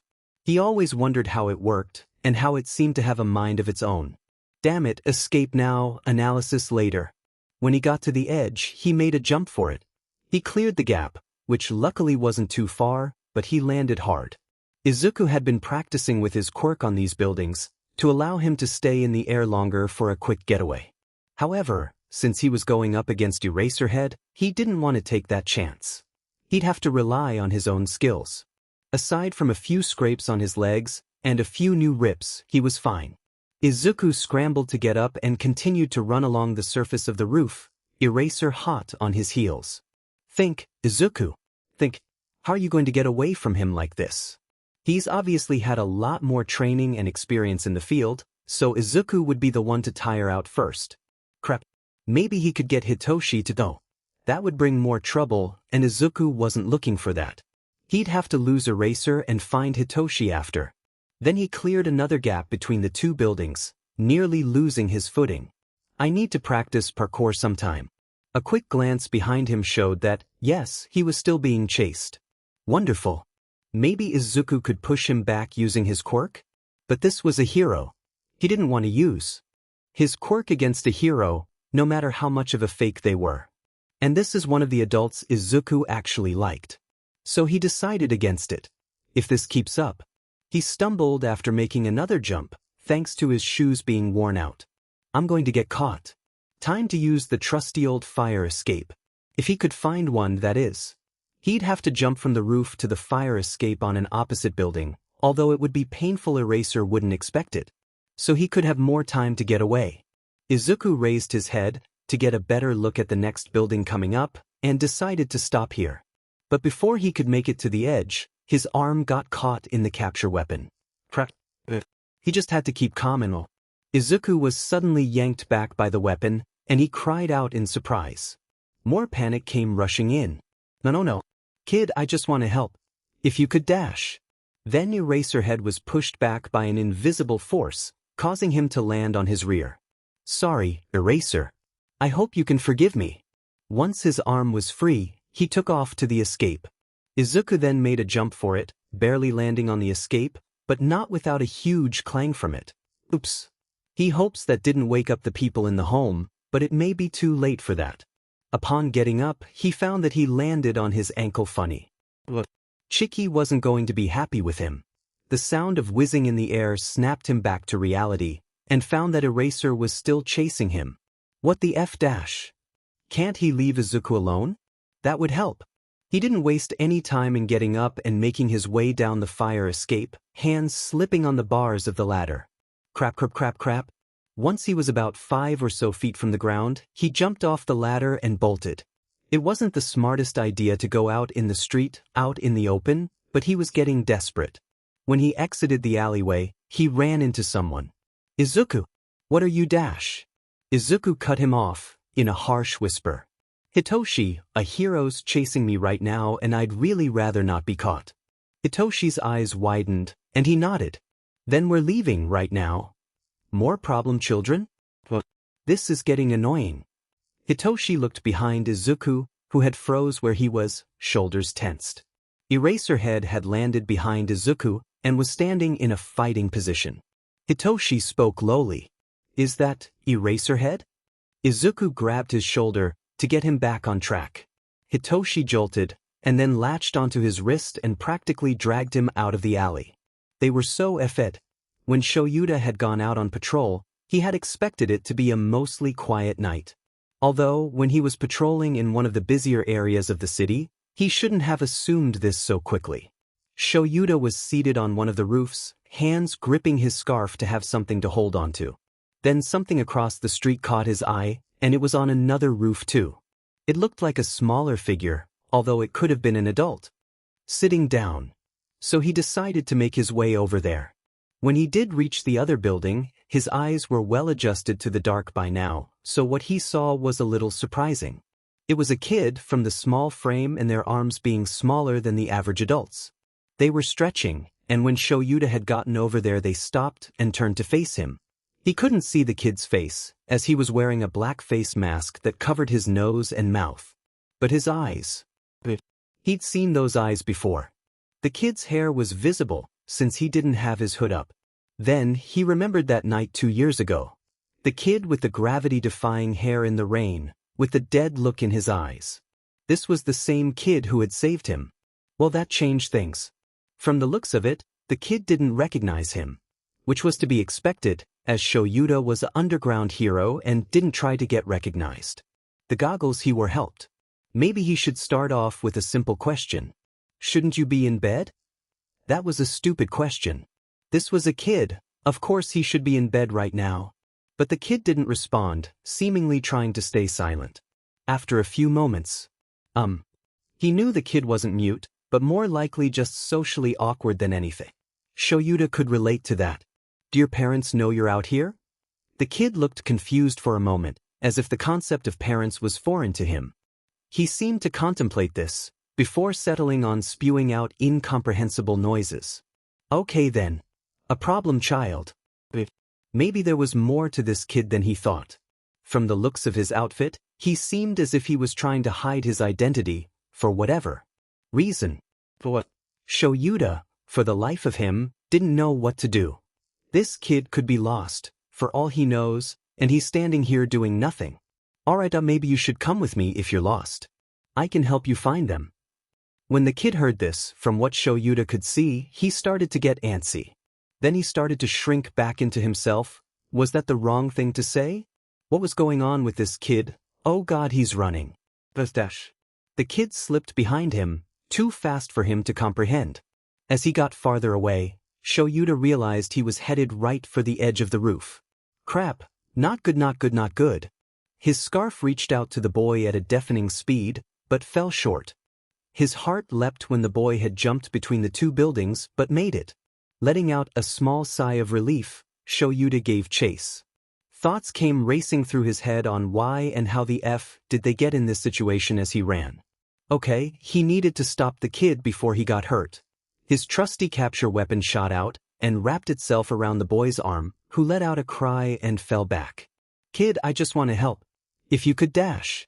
Then he fell backwards, the weight of an invisible force pushed upon him. He felt the weight from his capture scarf lighten, and when he looked back up to the kid, he was gone. Did he jump? What the F are kids thinking these days? Maybe he should think twice about that teaching offer. When Shoyuta made it to the edge, he allowed another relieved sigh out when he saw the kid was fine. He watched as the boy then abruptly ran into another kid, who looked to be about his age. Shoyuta suddenly found the urge to go find these kids' parents and beat some sense into them for letting their kids run around at night. This was getting annoying. The boys conversed for a moment, and hold on one FNG second. He knew about the green one, but the purple dash? You have got to be shitting me. The two children he met at the library. FING. Damn it. Was fate just messing with him? Was it getting back at him for eating Hisashi's yogurt from the fridge? He was hungry, damn it. Alright, time to figure out what the actual F was going on. Shoyuta made his way down to the alley, and the purple problem child looked very surprised to see him. He couldn't see half his face either, like the other green problem child. Then the purple one grabbed his accomplice and bolted. He needed an aspirin. Holy sheet. Holy sheet, it's Eraserhead. Hitoshi's favorite hero. What's he doing here? Well, he's on patrol for one. And Hitoshi is too, albeit illegally. This isn't how he wanted to meet his idol. F-. When Izuku told him that Eraserhead was chasing him, Hitoshi was in shock for a moment. As much as he'd love to talk to him, Hitoshi didn't want it to be in jail. So he grabbed Izuku and ran for dear life. Where are we going? I don't know. What do you mean you don't know? You just popped in and said that you were being chased. What was I supposed to do? Sit down and have tea? Izuku rolled his eyes. Hitoshi nearly snorted at that. He couldn't really blame him, though, in high-stress situations it caused Hitoshi to become more snarky. Well, we just gotta lose him. Eraserhead's fast, but I'm not sure he knows this area too well. Since we've been here a lot, we know how to get around. Hitoshi nodded. Yeah. Maybe we can think. Eraserhead's scarf grabbed onto Hitoshi's leg, and he went down. Crap, crap, crap. When Izuku tried to pull him back with his quirk, he found that he couldn't. Looking up at Eraser and seeing his glowing red eyes let him figure it out. They came to a stop on the sidewalk, Hitoshi laying flat on his stomach not knowing what to do. Eraser didn't move. Hey, could you, let go of him? Hitoshi resisted the urge to facepalm. Eraserhead only looked up at him in affirmation. Maybe if you two tell me why you're out on these streets so late at night. I don't think your parents would approve of this. At that, Hitoshi couldn't hold back a snort. That was when he received a concerned, annoyed look from Eraserhead. Do you have parents? Then Izuku spoke up. No, he doesn't. They both turned to him. Well, it was true, his real parents were dead, but he was reproduced. The sexually. Hitoshi nearly lost it right there. Holy sheet. He had to cover his mouth to muffle his laughter. Eraserhead didn't seem amused, though. If anything, he just got more annoyed. What? Asexually. You know, like mitosis. One cell splits into two, you know?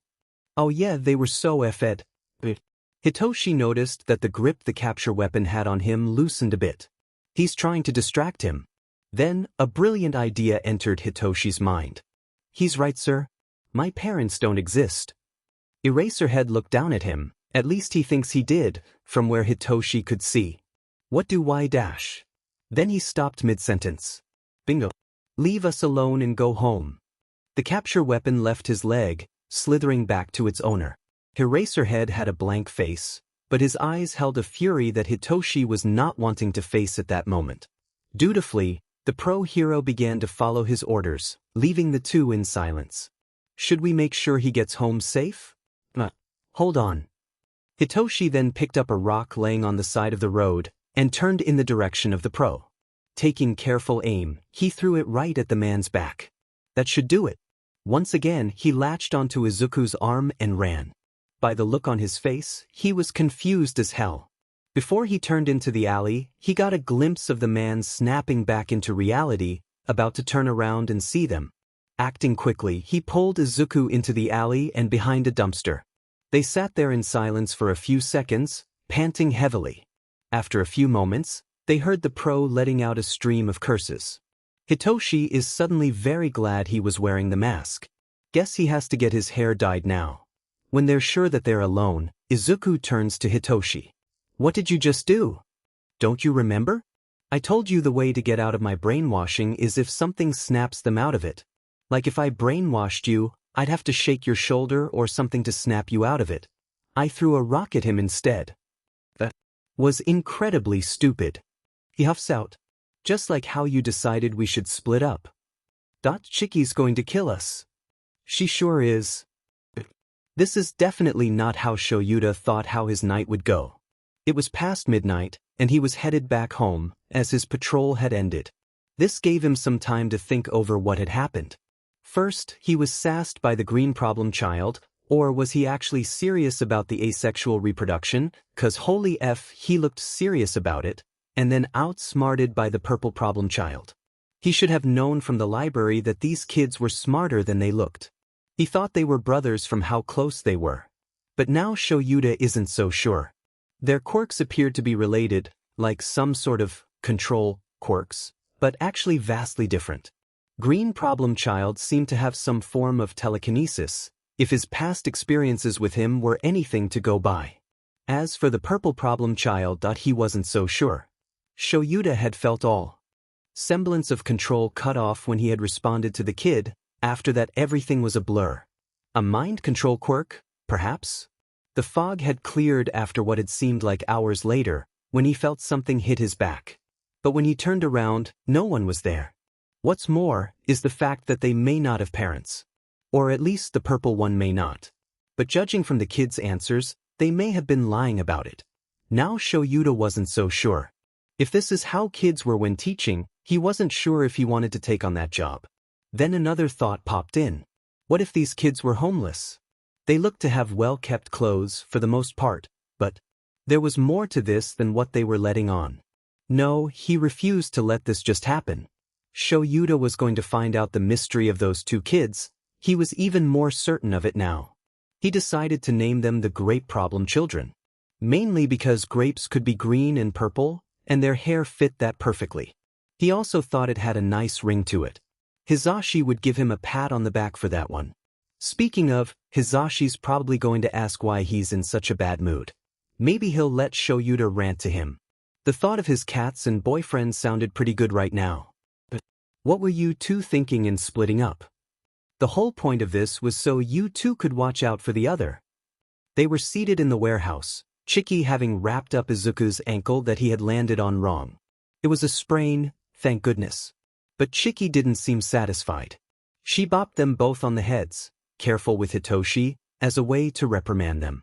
Honestly, I don't know what I would have done if you had been caught. Izuku didn't know either. He couldn't think of a life without Chiki and Hitoshi. He didn't want to. Did you have your masks on? Yeah, of course. Well, that's good. But you didn't have anything to cover the rest of your face with. We'll have to work on that. Miss Chiki? Hitoshi cut in. Do you think you have anything that I can use to help me be warmer?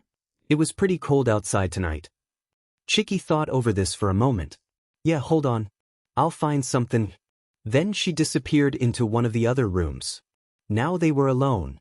So, how did you even, get chased by Eraserhead anyway? Izuku fidgeted a bit. Honestly, his brain had shorted out during that encounter. His fight or flight instincts had kicked in, and he didn't exactly remember what happened. Well, it was after like 20 minutes or something. I'm not sure. I was stretching my legs and stuff since I didn't want them to be numb. Then I heard something behind me, and when I turned around he was right there. He didn't mention how he nearly jumped half a foot in the air, in his surprise. Hitoshi gave him the go-on nod. He asked me a few questions, like shouldn't I be in bed, or if my parents knew I was out there. Hitoshi snorted at that. And I didn't really give him a straight answer. I was, really nervous. I can imagine. He had a smirk on his face. Oh come on, that was uncalled for. I was really nervous. And you ran off? Yeeses. There were like a million other things you could have done, and that was one of the more stupid ones. I know.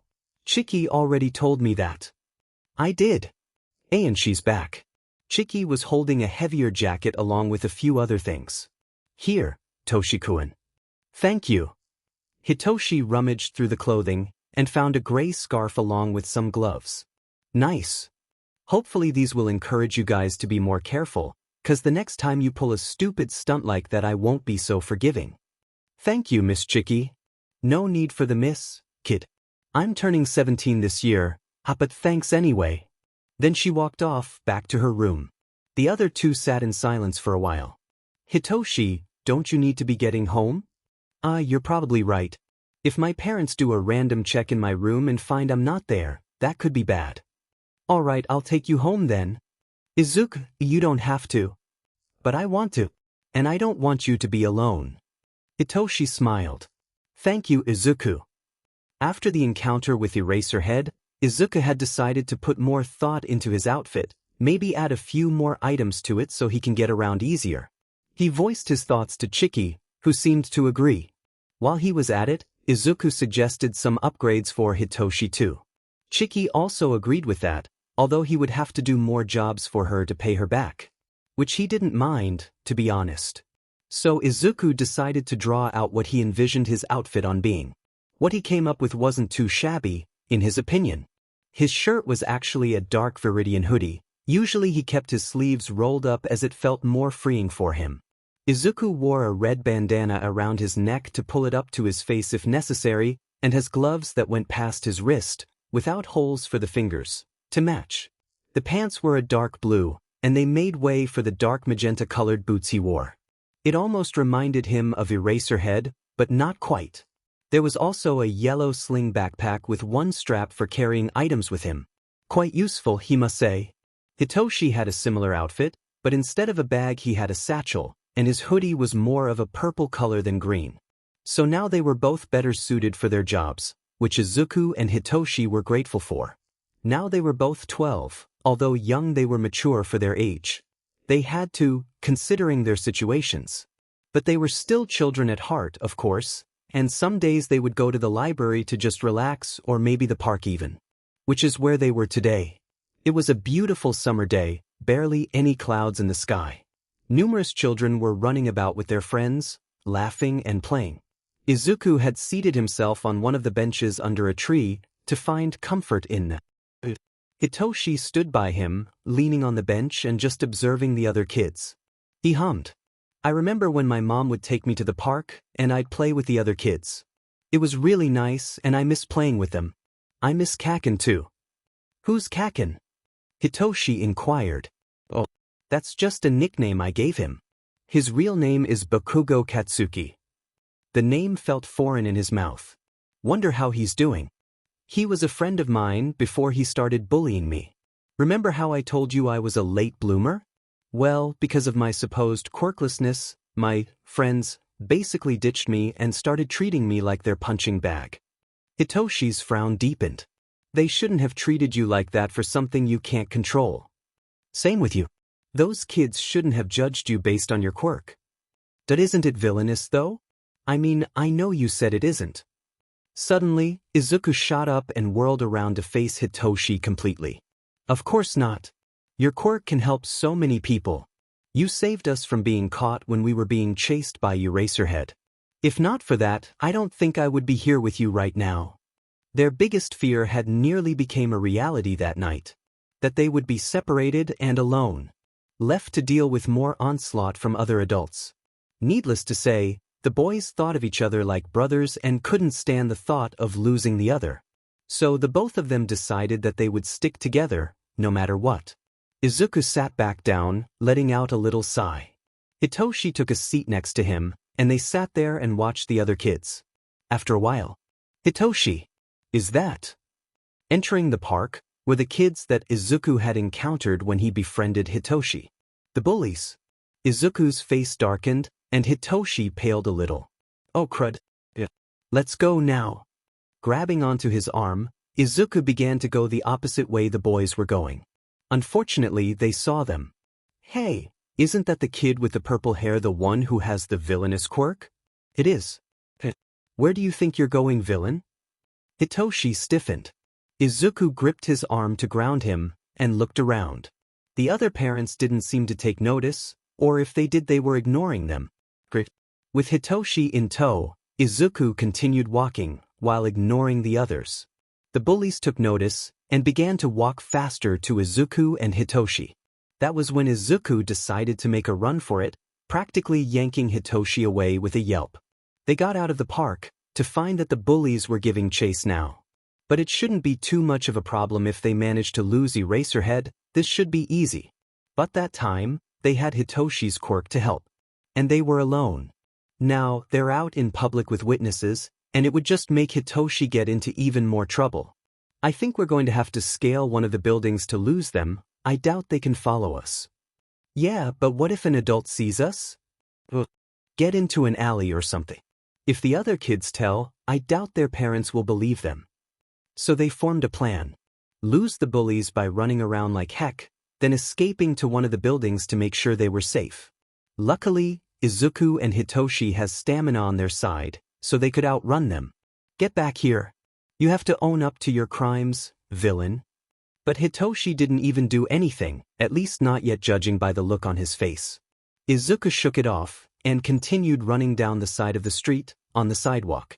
Hizashi, present Mike, was taking a nice little walk around town in his civilian wear. The sky was mainly clear, the wind felt amazing, and overall it was a great day to be outside.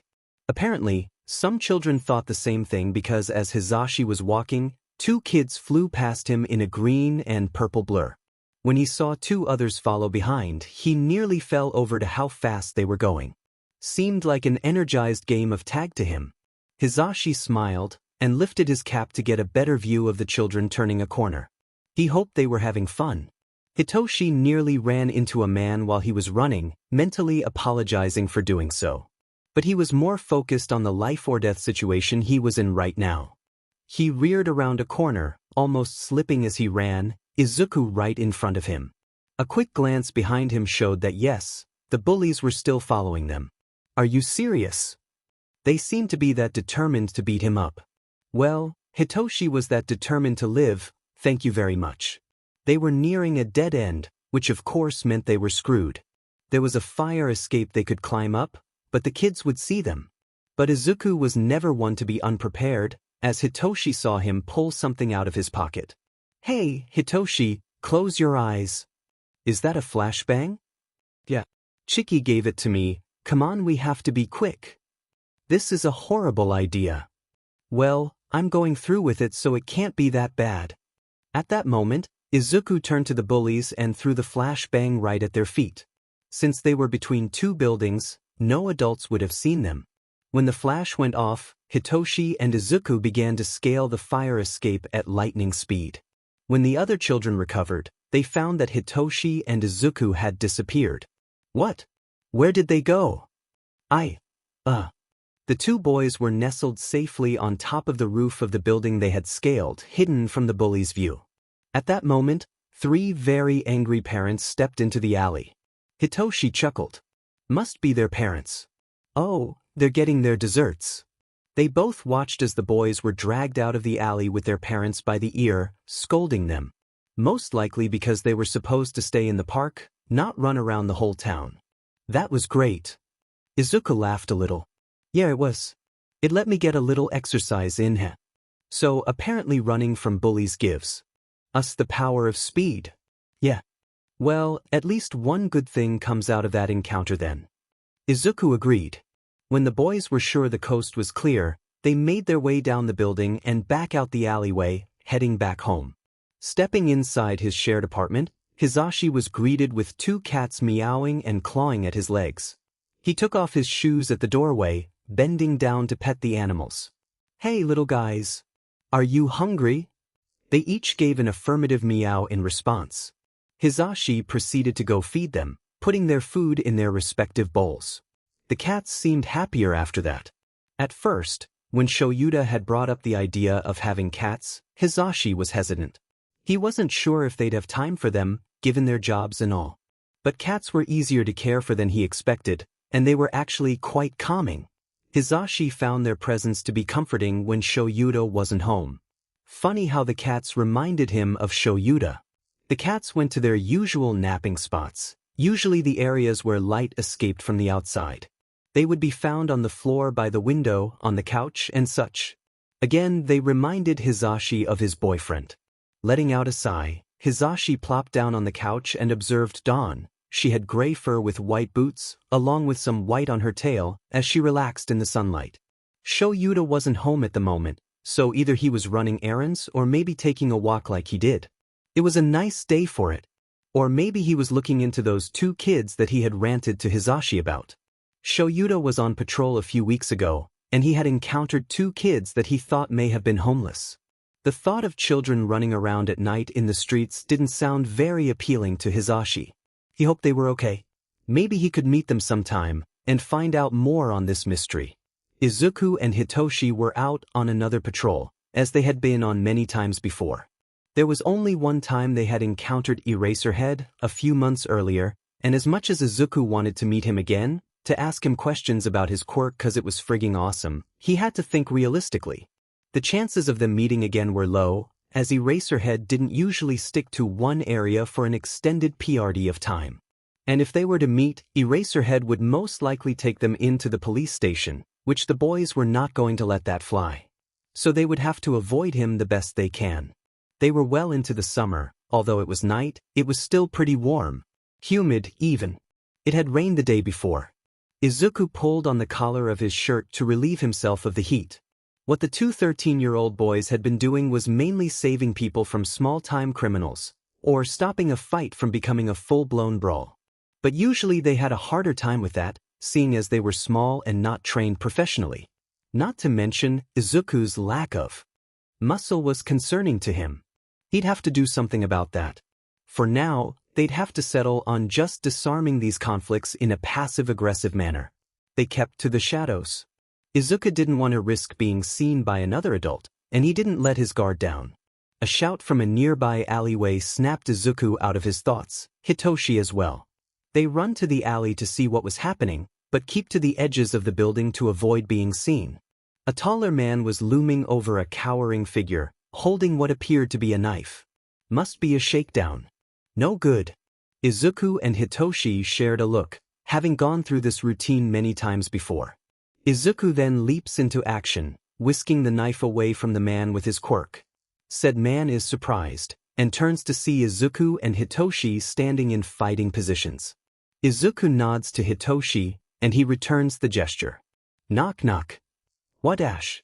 Then the man stopped suddenly, falling under the control of Hitoshi's quirk. Stay there and don't move. He obeyed. The other man, the civilian, realized that these two boys were here to help. Oh, thank you so much. I was taking a walk, to clear my head, but this guy here pulled me into the alley. I didn't know if I was going to live. Well, for a potential hostage, he was pretty talkative. At least he wasn't in shock. We're glad you're all right. Do you need help getting home? Said man shook his head. No, thank you. My house isn't too far from here. He got up, somewhat shakily, and bowed low to them. Thank you again. And he was gone, leaving the two boys with the villain. That was anticlimactic. Yep, it sure was. Izuku responded, as he took out his burner phone. It was a flip phone, cheap, but it was what Chiki had supplied him with. Since these weren't going to last long, it was best not to waste money on more expensive devices. Hitoshi spoke up. Actually, why don't we just take him to the police station? That way we don't have to waste a good phone on a man we can apprehend ourselves. But we could be caught on camera. Not quite. Huh. Hand me your notebook, or at least a page of it please. Also a pen. Izuku did so, somewhat confused. Hitoshi proceeded to take the paper, and write something down, wipe it off with his gloves, and place it on the man's face. The action made Izuku crack a smile. I'll command him to go to the police station, and we can watch from afar.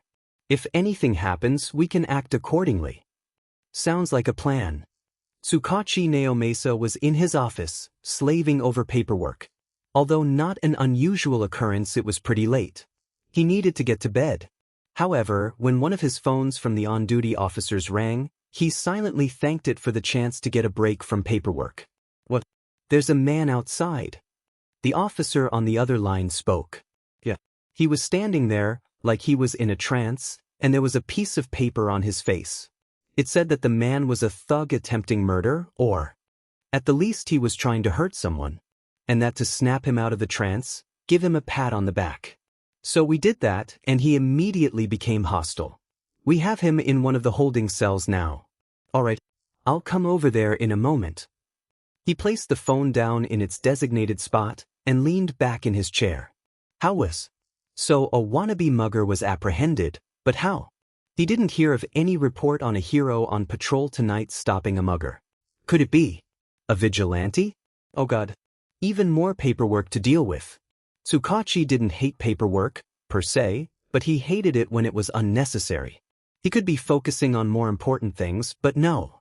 That's how the government was. This was the part he didn't like about his job. If it was a vigilante, then that would be bad news. If the public found out that the heroes weren't doing their job well enough that another civilian had to step in, then they would never hear the end of it. Tsukachi sighed, and leaned forward and rested his arms on the table. He massaged his temples, readying himself for the interrogation with the man apprehended. Talking to him would give more information, that's for sure. He pushed his chair back and stood up, stretching. That felt really nice. Then Tsukachi made his way out of his office, to the holding cells. There was the officer who had contacted him, and the accused man who was glowering in the cell. Tsukachi stepped up to the cell, observing the man's behavior. This probably won't be easy, but who knows? The officer remained in the room, should the man try anything. Tsukachi cleared his throat, readying himself. He asked what the man's name was, age, and occupation. Surprisingly, he answered honestly. But when Tsukachi came to the question of what happened, the man snapped. Lil fuckers, that's what they were. Two of them at least. One of them knocked my knife out of my hands, and the other made a goddamn knock-knock joke. After that I don't remember shit. Little, what? And there was more than one? Did you get a clear look at their faces, or dash? No. They were wearing lil masks that covered half their faces. It was too dark. They're lucky I couldn't see 'em, or I would have beat their sheet in. Do you have an idea of how old they were? The fuckers looked like kids from how small they were. Cheeky little brats. He didn't catch a lie there, so the man must believe it. That didn't sound good. Now if people found out kids were doing the hero's job, they'd be in deep. Alright. Thank you. The man grunted, not saying any more. Tsukachi left the other officer to deal with him, and went back to his office. When he sat down at his desk, he rested his elbows on the table and rubbed his temples. Vigilantes were bad enough, but children? What were their parents even doing, letting their kids run around like that? The thought of them being homeless snuck into his mind, and it made his blood run cold. Crap. He could be jumping to conclusions, but it never hurt to be too careful. Tsukachi sighed and shifted his papers. He'd deal with that later. Shoyuta had been racking his brain over the mystery of those two kids. He had so many questions but not enough evidence to answer them.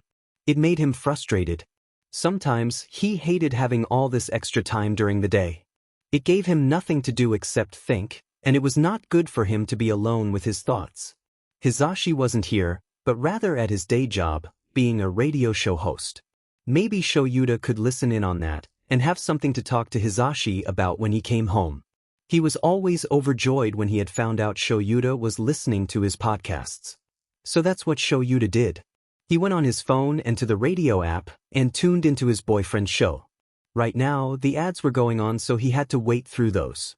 Shortly after, the sound of Hizashi's voice cut in. Shoyuta smiled as he listened to him ramble on and on about various topics. Although Hizashi could be seen as someone who was a happy-and-go-lucky person, he was also very caring and serious at the same time. One of the reasons why Shoyuta loved him. That, and Shoyuta didn't think he could live without him. Hizashi was a constant in his life. One of the cats, Misty, an orange tabby with stripes, hopped onto the table where Shoyuta was sitting. "Hey, you're not allowed up here. Go on, get down." Misty, being the little brat she was, didn't move. She laid down and stared at Shoyuta, as if challenging him. He made a little frown, although he wasn't mad at her, just annoyed. She meowed in protest when Shoyuta picked her up and set her down on the floor. Then she turned as though she was walking away. Shoyuta resumed his focus on the radio, his boyfriend's voice nearly drowning out everything else. That is until Shoyuta heard a scuffling and looked up to see Misty sitting on the chair across from him. When she noticed him staring, she tilted her head as if she was questioning why Shoyuta was looking at her like that. Oh, she knew exactly why, the little sheet. But what was she? Misty sat up on her hind legs, raised her paws up, and placed them down on the table, messing up some papers in the process. Was this her way of getting his attention? Well, it was working. "Hey, I need to look at those papers." She ignored him and continued to bop her paws on the table.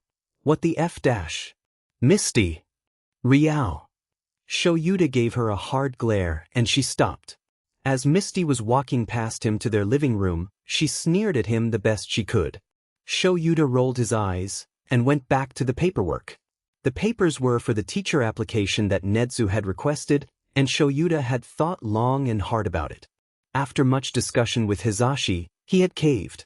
Shoyuta Aizawa, underground, pro, hero Eraserhead was going to become a teacher. Which was just fantastic. It wouldn't be all that bad, he supposed. It would let him get an insight on how kids work these days. And it would take up more of his free time, which he was grateful for as he was getting bored. But that wasn't the only reason. He also wanted to make sure that these brats were worthy of becoming true heroes. Most heroes these days relied too much on their quirk, and many didn't care about actually helping people, they just wanted fame. Shoyuta disliked that. Being a hero meant that one would be willing to risk their life to save another, to be selfless. So since he was becoming a teacher, he'd make sure of that. Maybe that's why Nezu had asked him about the job, because he believed Shoyuta to be more dedicated and serious about the kids. Sure, Shoyuta didn't particularly love kids, but he didn't discriminate between people when it came to helping. Hizashi was of course ecstatic and had managed to convince Nezu to get him an application as well. A small part in Shoyuta was grateful that he wouldn't be heading into this alone, and he had to remember to thank his boyfriend later. They had both went online to research some things on the job, so they could be prepared. It was decided they would start when the next year started. It was nearing fall now. Shoyuta would be turning 28 soon. Which was nice to know that he was 1 year closer to dying. Just kidding, he liked living a lot more than you would think. His thoughts came back to the two kids he had met, first at the library then while on patrol. He wondered how they were doing, hopefully they were okay. Shoyuta was thinking that he should contact Naomasa about them, but decided to wait. Shoyuta was thinking that the kids were homeless, but then their behavior had made him think twice. One of them was sitting on the roof, the other was on the streets. He didn't know why they had split up, unless they were looking for something or someone. The word vigilante slipped into his mind, but he dismissed it without much of a thought.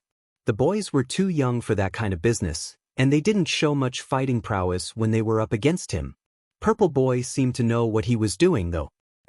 It would be nice to meet them again, or at least the boy, so he could thank him for saving his life. If there's something Shoyuta can do about it, then he won't sit around doing nothing. Some days, Chiki just didn't know what to do. Sure, she was an independent, living on her own and managing a small business, but she was just a teen. Wait, no, she wasn't. She had turned 18 this year. Damn it, Chiki wasn't ready for all the responsibilities. But she should have expected it after she ran away when she was 10. Speaking of responsibilities, she wonders what her parents would think of her taking care of not one but two kids. She had met Izuku when she was 12, and had been taking care of him ever since. Toshikun, however, was a special case. His parents were abusing him, and needless to say that made her really set off. She could relate, as the whole reason she had ran away from her home was because her parents were DS. Generally, the trio had a strong dislike for adults, since they had failed them, but now since Chiki was one, she felt like a hypocrite. Izuku and Toshikun didn't seem to mind, though. If anything, they trusted her the most, along with that Eraserhead guy. She didn't care much for heroes, but if they liked this one then he must be special. She was sitting in the warehouse, shivering a little. They didn't exactly have the most reliable heating unit, as the warehouse was solar-powered. She had installed that herself, she may add, and since it was a cloudy day, the solar panels weren't getting as much power as she'd like. So it was colder, as she could deal. The solution to this problem was, of course, warmer attire. Chiki would usually wear a heavier jacket, maybe have an extra blanket on hand. She had equipped the two boys with new outfits as well. They were growing out of their old ones and needed a few upgrades. And they matched as well. It made her feel better because of the fact that she was basically sending them to their deaths, but at least they'd be warm. Right? In all honesty, she didn't exactly approve of Izuku and Toshikun going out there and hurting themselves more than needed. They were happy, and she didn't want to ruin that. But she had to be sensible sometimes. Just because she hated adults didn't mean she couldn't enforce some of their rules. Call her a mother hen, but she'd like her friends to be alive and safe rather than dead. Chiki sighed, and grabbed the blanket sitting next to her, then transforming herself into a blanket burrito. God, it was hard being an adult sometimes. Now it was December, and Hitoshi and Izuku had been continuing their usual routine of kicking names and taking weight. That didn't sound right. Whatever. Hitoshi didn't care. The two boys had been training even more now, to handle the villains better than before. They utilized the power of the internet and Chiki's computer to look up techniques and fighting styles. Hitoshi would say that they've been doing pretty well, for the most part.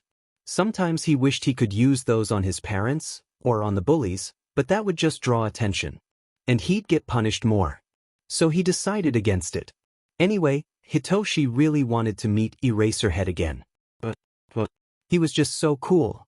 He became a hero with a virtually useless quirk for offense, so he gave Hitoshi hope in becoming a hero himself.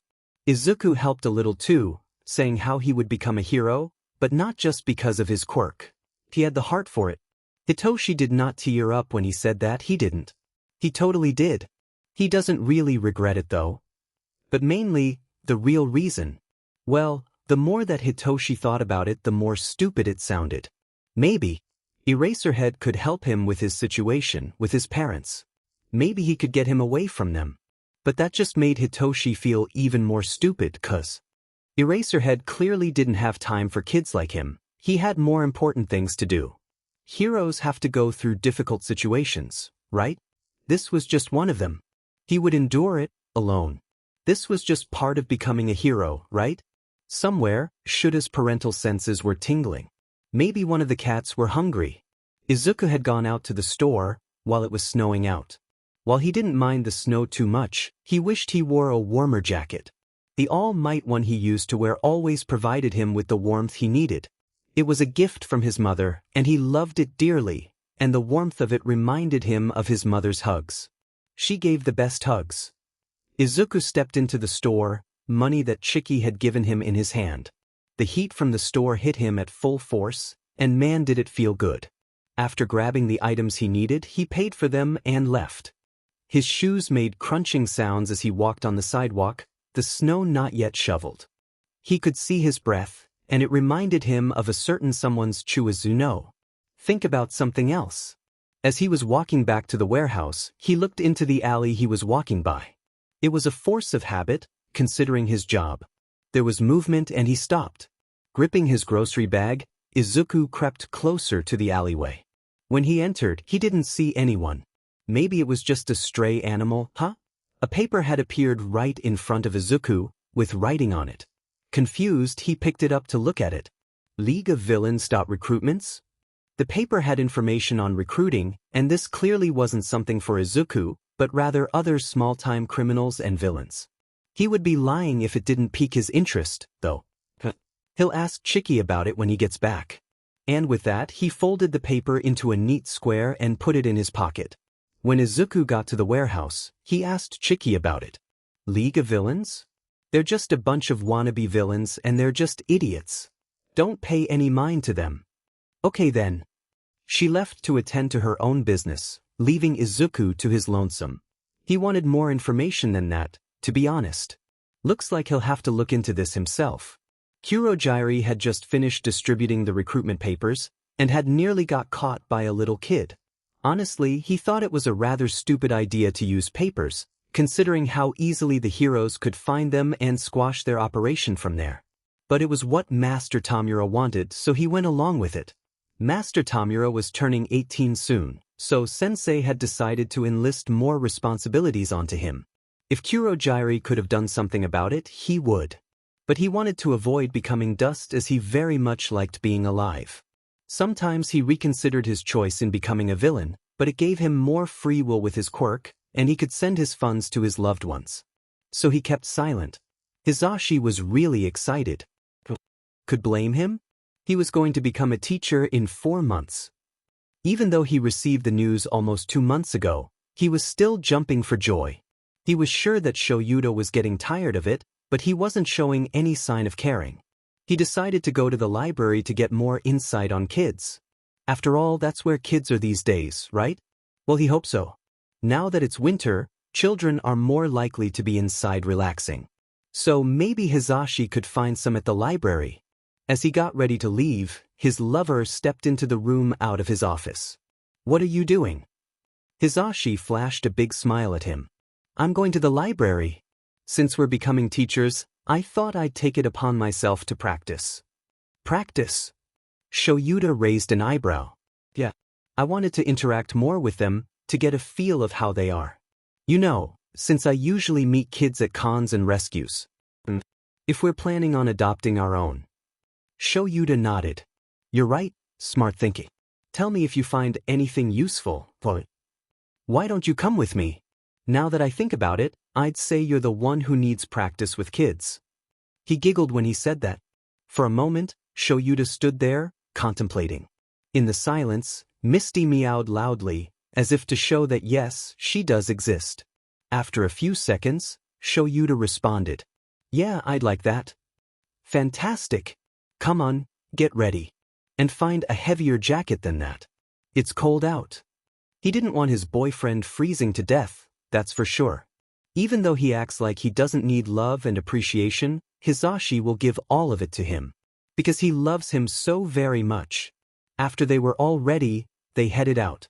It wasn't too far of a walk to the library, and Hisashi was excited to talk to the kids. He doubted any of them would recognize him in his civilian wear, but he didn't want them to talk to him based on his persona. He wanted to meet them as himself. When the two got there, they headed over to the kids section. Much to Hisashi's dismay, he didn't see many children. At most, there were 3 or 4. Well, he could make do. Sparing a glance at Shoyuda showed that he looked relieved. Whether that was because of the lack of children, or whatever, he wouldn't know. Shoyuda cut into the silence, placing a hand on his shoulder. Hey, I'm going to use the bathroom. I'll be right back. Hisashi nodded, and when Shoyuda was gone he went to look for kids. Maybe one of them would have trouble reaching the shelves? He was right, actually. As he peered into one of the aisles, he found a green-haired boy standing on the tips of his toes trying to reach for a book. Hisashi could see that he was close, but not close enough. Smiling, Hisashi walked over to the boy. Hey, little Lise, a kid, need a hand? He hopes the boy wouldn't catch on, and he didn't. Oh, I just need that one right there. He pointed to the book, which was just a few inches away from where the boy was reaching. Course. He proceeded to grab the book and hand it to the boy, who thanked him. Then the child began to walk away, but then he suddenly stopped, and whirled around so fast that Hisashi thought he got whiplash. You're the pro-hero present Mike, aren't you? What? How did he figure it out so fast? Was it because he messed up and almost called him Little Listener? Hey, Keep it down, please. We're in a library, so. The kid immediately stopped and turned red. I'm so sorry. I just am a huge fan of heroes, so. I'm sorry. Welp, now he feels bad for saying that. He smiled at the kid. It's all right, little listener. I'm glad you're so enthusiastic about heroes, it boosts our confidence a lot. The boy brightened, and Hisashi mentally sighed in relief. He hated making kids sad, or anyone for the matter. It was then that Shoyuta had decided to come back, which was great. Shoyuta could test his social skills with him. Hisashi stepped aside so Shoyuta could meet the kid. Ah, Shoyuta, this is what's your name? I didn't catch it. Izuku. The kid chirped. When Hisashi turned to introduce Shoyuta to Izuku, he nearly missed the look of surprise on his face. Well, listener, I'm Mike as you said, and this is Dash. Shoyuta interrupted him. Aizawa. Hisashi frowned. He understood that his boyfriend was an underground hero, and wanted to keep his hero name a secret. He wished that Shoyuta was more open to others besides him. The kid blinked for a moment, and then gave them both a huge smile. It's nice to meet you. Aizawa-san, are you a hero too? No. Hisashi nearly gawked at him. Okay, he didn't think it was that bad. Why did Shoyuta lie to him? Oh, well that's cool. I think it's really neat that your friend is a pro hero. You're really lucky, sir. This kid was too freaking adorable. Dagnabbit. Then the kid looked over at one of the clocks, his eyes widening. I've got to get going. It was nice meeting you, Aizawa-san and present Mike. The kid then flew off before Hisashi could say anything. They were left alone, besides from the other children in the room, out of earshot. Hisashi turned to Shoyuta, somewhat disappointed. Why did you lie to the kid about being a hero? You didn't have to say you were a underground one. Shoyuta bit his lip, and he had the decency to look a little bashful. Let's sit down first. All right. So they find a seat, away from the other children and parents. After a few moments, Shoyuta speaks up. You remember the kids I told you about that I met on patrol? Yeah. Wait a second. That was one of them. Oh, sugar honey iced tea. Crap. Izuku was in for it now, oh boy. He was at the local library wanting to find a nice book to read, and he ran straight into present Mike, and Eraserhead. Now, when he met them, he wasn't exactly certain. Sure, present Mike didn't look too recognizable, but Izuku wasn't one to miss little details. The man next to him sounded familiar, too. When Izuku asked if he was a hero, he had hesitated. Only for a moment, but again Izuku was observant. So that was most likely Eraserhead. He didn't mention how he had a suspicion of present Mike and Eraserhead being a thing, no sir. And he had met Eraserhead at the library before that with Hitoshi. Which wasn't good, because he was trying to apprehend Izuku. So now he knew what he looked like. Crap, and he gave them his name too. Idiot. Alright. He needed to stay calm, or he'd have a panic attack. How could Izuku avoid this? Well, he could stay away from the library, to lessen the chances of meeting him. But he loved that place. Then again he loved his freedom more. He'd have to break the news to Hitoshi, who would of course be sad about it because the library was one of his safe places as well. When he did so after he got back, it was as Izuku had expected. But he took it better than he initially thought. Chiki was understanding, and suggested using her laptop to have an online library. Izuku was about to question how she got internet, but thought better of it. So instead of going to the library, he'd go to the beach. Which, by the way, wasn't as pleasant as one would think. Usually when he went there with Hitoshi, Izuku would go to the part where there wasn't as much trash laying around. The beach had once been a beautiful sight, but now it was overridden by garbage and other assortments of items people had thrown out. It made Izuku disgusted, as no one was doing anything about it. Just another thing to add to his list of why he hated 99.9% of adults in the human population. It was cold, as expected in winter, but Izuku had long since learned to brush it off. He slipped on a warmer jacket and headed off. The cool night air blew into his face, making it a little red. He could also see his breath. As Izuku began to walk to his normal spot, he stopped and took a look at the beach. Taking a deep breath in, He let it out as he gazed over the trash that had accumulated there over time. If no one did anything about this, it'd only get worse. Someone had to do something. So Izuku decided that he would. It would be difficult, of course, but if he had a set destination for the trash and started working from the smaller to the bigger parts of the beach, he could build up more strength to finish it. And practice with his quirk in the process, so a win-win. Although it was cold, he rolled up his sleeves and got to work. The sounds that could be heard were of the waves rushing along the shore, and him shifting in the sand. After a little while, Izuku had made a small pile of trash to the side, and using his quirk, he compressed it into a ball. He ended up with a minor nosebleed, but it was worth it. Maybe he could do this. Then the beach would once more be a beautiful sight instead of an eyesore. Which would be nice, as he's helping out the people who live nearby and strengthening himself in the process. So for now, he called it quits and headed back to the warehouse, where Chiki and Hitoshi would be waiting. It had been a few weeks, now it was late January. Hitoshi had avoided the library as Izuku had requested, but he really missed the books. Reading online just wasn't the same as, well, the real thing. I mean, come on, nothing compares to smelling the smell of a new book than a new phone, right? I'm weird. Sorry. Today, Hitoshi's parents decided to be DS once more and kick him out. He didn't want to inconvenience Izuku, although Izuku had told him over and over he didn't mind, and that he loves his company. But Hitoshi still felt guilty. So instead of the library, Hitoshi would head over to the beach. The park was a no-go for obvious reasons, but the more times he went to the beach he noticed that something was happening. Since the beach was a huge mess, Hitoshi would usually leave it alone and go to a cleaner part of it. But lately, the beach has been clearing up more and more. Is someone finally doing something about it? It seems as if they are.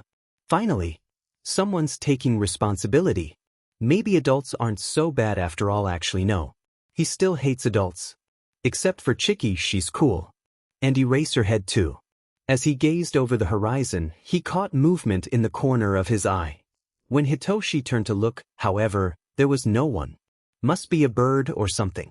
Well, that was a close one. Toshinori was at the Dagoba beach, clad in warmer clothing, where trash had littered the sand and even in the water too. It disgusted him, and he wished to do something about it.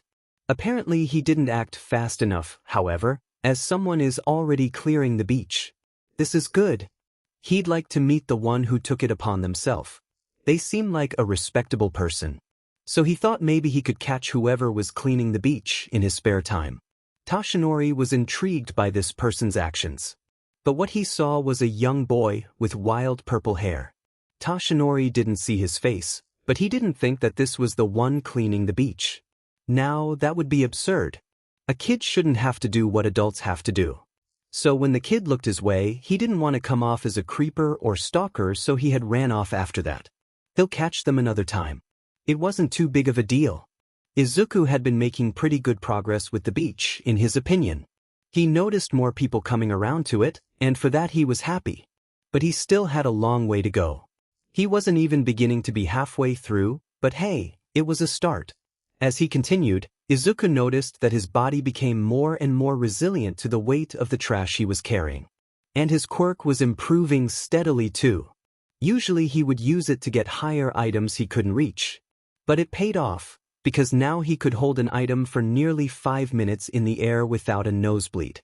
Granted, it was just one, but it was progress.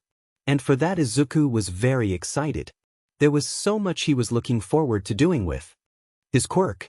Izuku could lift himself up or get someone down from a high place, knock more weapons away from people, and even save hostages. If he was careful, of course. There were so many possibilities and he wanted to explore them all. So Izuku continued with his work for a few weeks after. Now it was February and the beach was nearly halfway done. Since he had so much time, he could get the beach done a lot faster than he thought. Chiki had been wondering where he was going off to, and he just said training. She was of course wary of it, but Izuku assured her that it was nothing important. Hitoshi would usually be at school when Izuku worked on the beach, so he didn't ask questions. Izuku didn't want Hitoshi to worry about him pushing himself even more than what he already was in their work. He supposed that was a little selfish, but hey, he was a kid. Sue him. Actually, don't sue him, he has like literally no money and I don't want him being in debt, he's already under a lot of stress. Sometimes, Izuku felt the feeling of someone watching him, but when he looked around he saw no one. He didn't think much of it. When he worked, as he pulled out the trash to the usual location, Izuku's mind would of course wander. It was a side effect of being an analyst, overthinking everything. His thoughts would come around to how Hitoshi was at school, how Kabakugo was doing, and the League of Villains. Izuku had still held on to that paper, but he wasn't interested in becoming a villain. It was just out of morbid curiosity. No one could really blame him for being curious, except when it went too far. But it wouldn't, he told himself. A little poking around wouldn't hurt. Izuku hadn't told Hitoshi about the recruitment paper, as he probably would voice what Chiki had said. And that Hitoshi was a little sensitive when it came to villains, which Izuku didn't blame him for. He didn't want a biased opinion. Izuku wanted information on these people, and why they were willing to send out information so easily like this.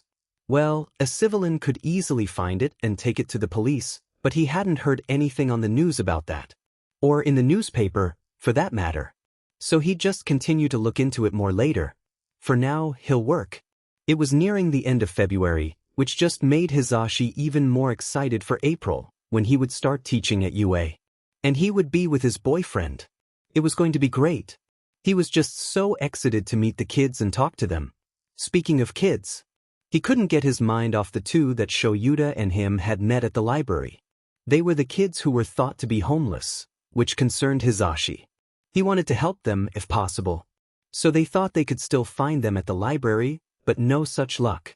The boys were nowhere to be seen after their encounter, which just made Hisashi even more worried. And it just made him feel powerless, which he hated that because he wanted to help them but couldn't. One of the drawbacks to being a hero is feeling the need to help everyone. Although Hisashi wanted to help the two boys, he felt as if Shoyuta had a different reason.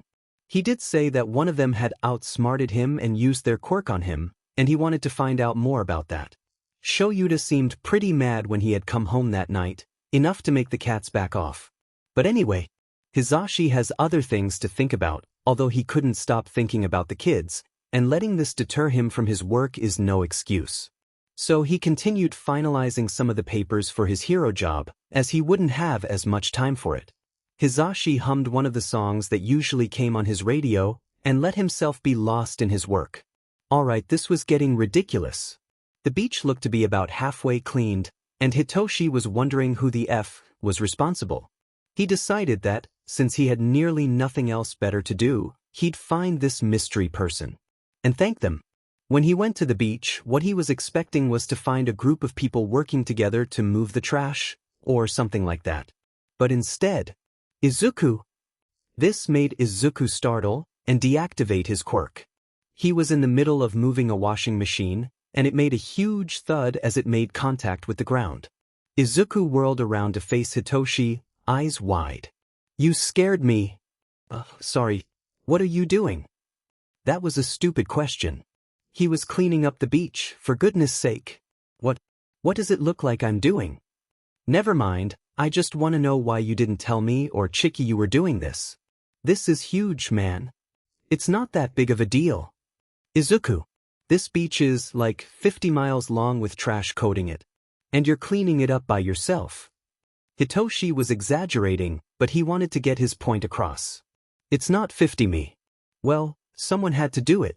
And it's strengthening my quirk too. I can lift up, like, 5 items for a minute without a nosebleed. That's good, right? Well, yes, it was good, but also dangerous. The state of the trash was enough to make Hitoshi want to go to the doctor and get a tetanus shot just by looking at it. He supposed that Izuku was avoiding touching the more deteriorated trash by using his quirk. You should have told one of us, at least. Chiki doesn't like when you hide things from her. And I don't either. At least he had the decency to look shameful. Hitoshi, I'm really sorry. But I felt like you guys wouldn't let me do it. Hitoshi couldn't argue with that. This was a job for adults, they were the ones who had contributed to most of this mess. But no one took responsibility, and it led to Izuku feeling as if he had to. If we tell Chiki, I'll convince her to let us keep cleaning it. If you let me work with you. Izuku looked confused at that, And Hitoshi found that for as smart as his friend was, he needed some guidance sometimes. First, she'll feel more secure that I'm here to keep you from doing something stupid. Second, I can train myself too, since I want to go to UA. It's a win-win. For a few moments, Izuku thought this over. Well, alright. It's been kinda lonely working here alone. And I kinda feel like someone's watching me. So yeah, I'd feel better too if you were here. Glad to hear it. They stood there in silence for a few moments. So how are you gonna tell her? Me? But you're the one who suggested the idea. True, but you're the one who went through with this. So it was your idea. Izuku grumbled at that. Okay, but you're my backup for if things go wrong. Fine by me. Hitoshi smirked. So they went back to Chiki, who of course was hesitant. But upon hearing their argument, she conceded. Not before giving them some items to keep the trash from getting them sick, like gloves. She even offered a hazmat suit, but Izuku politely declined. Chiki had faltered at that, but shrugged it off, saying how she could use it later on. Now, they both were working to clear the beach. With the both of them, it sped up a little. Of course, Izuku had been making good headway with the beach, but when Hitoshi joined in it helped a lot. But sometimes, as they were working, Hitoshi felt as if they were being watched. He'd spare a glance around, but saw nothing. Izuku has agreed when Hitoshi brought this up, which was a little concerning. Nonetheless, they continued with their work. If anyone tried to attack them or anything, they'd defend themselves. What can Hitoshi say? His trust in people has faltered a lot more since before he met Izuku. But he still trusts him and Chiki. Anyone else is basically a no-go. It was March now, and it was a beautiful day despite the cold air. And Toshinori had decided that today was the day. That he'd find out who the heck was cleaning the beach. Because his curiosity could never be satisfied. He made his way over there, and found it significantly cleaner than before. From the looks of it, it was about halfway done. Which was amazing. He saw two people standing over by the shore, which made him excited to meet them. Toshinori got closer to the trash, and... Hold up. Were those two kids? From their appearance, it was. One of them had curly green hair while the other had wild violet hair. Toshinori couldn't see their faces from where he was, but from their size to frame just proved it even more. Kids were cleaning up the beach when no one else would. That was just as bad as civilians fighting villains because the heroes didn't do their job. Toshinori was glad that they were being responsible, but it felt wrong. These were kids, they shouldn't have to worry about that. Did their parents know they were out here? He hoped so. Okay, maybe he was just jumping to conclusions. Maybe they were just enjoying the view. His hopes were inherently squashed as the green-haired one made his way over to the garbage and waved his hand. The trash then began to float, which Toshinori assumed was the boy's quirk, and then was compressed into a small ball. Needless to say, he was impressed.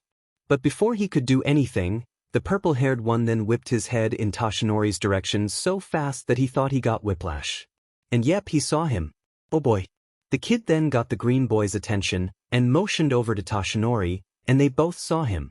He was somewhat taken aback by their faces, ones that looked to be disgusted? Or were they squinting? Toshinori couldn't tell. Hey, what are you doing? The purple one exclaimed. How could Toshinori explain himself? He didn't want to come off as creepy or anything, seeing as his true form could come off as unnerving. So he decided to be honest with them, and as open as possible to show he wasn't a threat. He stepped away from some of the trash, waving his hands around. Oh no. I'm not doing a dash. Then Toshinori was cut off abruptly. His mind became filled with fog and he just felt so numb. What was happening? Was this the kid's quirk? Vaguely, he could hear another voice cut through the numbness. Then Toshinori was released from it, which had him stumbling forward a little.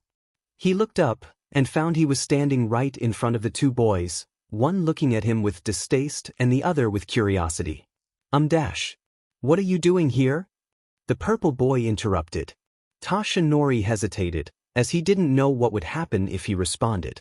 Multiple emotions flashed through the boy's eyes, too fast for Toshinori to comprehend. Then the green one placed a hand on his shoulder, gave him a comforting smile, and turned to Toshinori. We were just exploring this beach, that's all. We wanted to know why you were here. Sorry.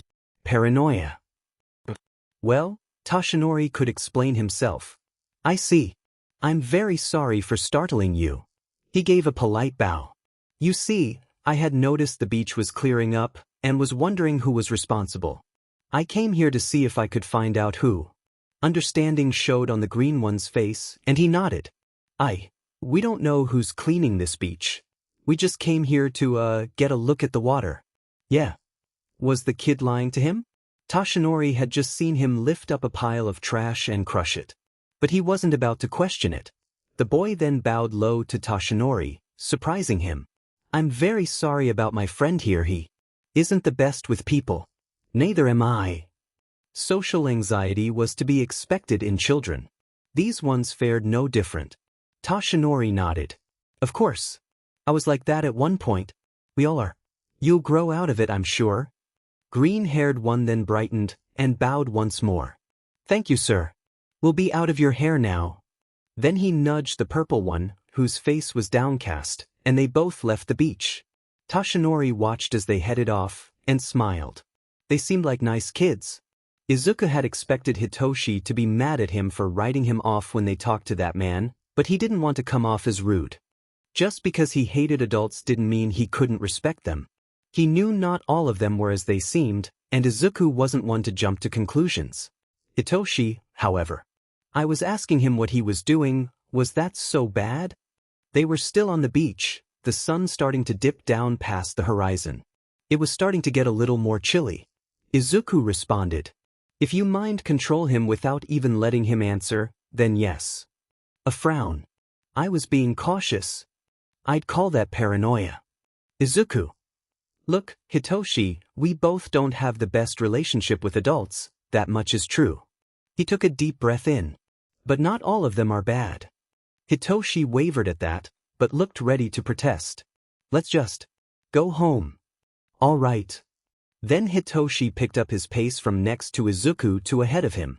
Izuku sighed, and continued onward in an awkward silence. No matter what Shoyuta did, he could not get his mind off those two kids. Damn it, this was getting annoying too. But he couldn't exactly do much. He didn't get their names, which, when he met the green one at the library, he had introduced himself as Izuku. That sounded like a first name, not a last one. It was worth a shot to search it up online. Shoyuta was sitting on his couch. It was night now and he was staring at his computer screen. The bright light emanating from it did nothing to help his dry eyes, but whatever. It was nothing. Misty hopped onto his lap, right on top of the laptop, which led to buttons being mashed, confusing the computer.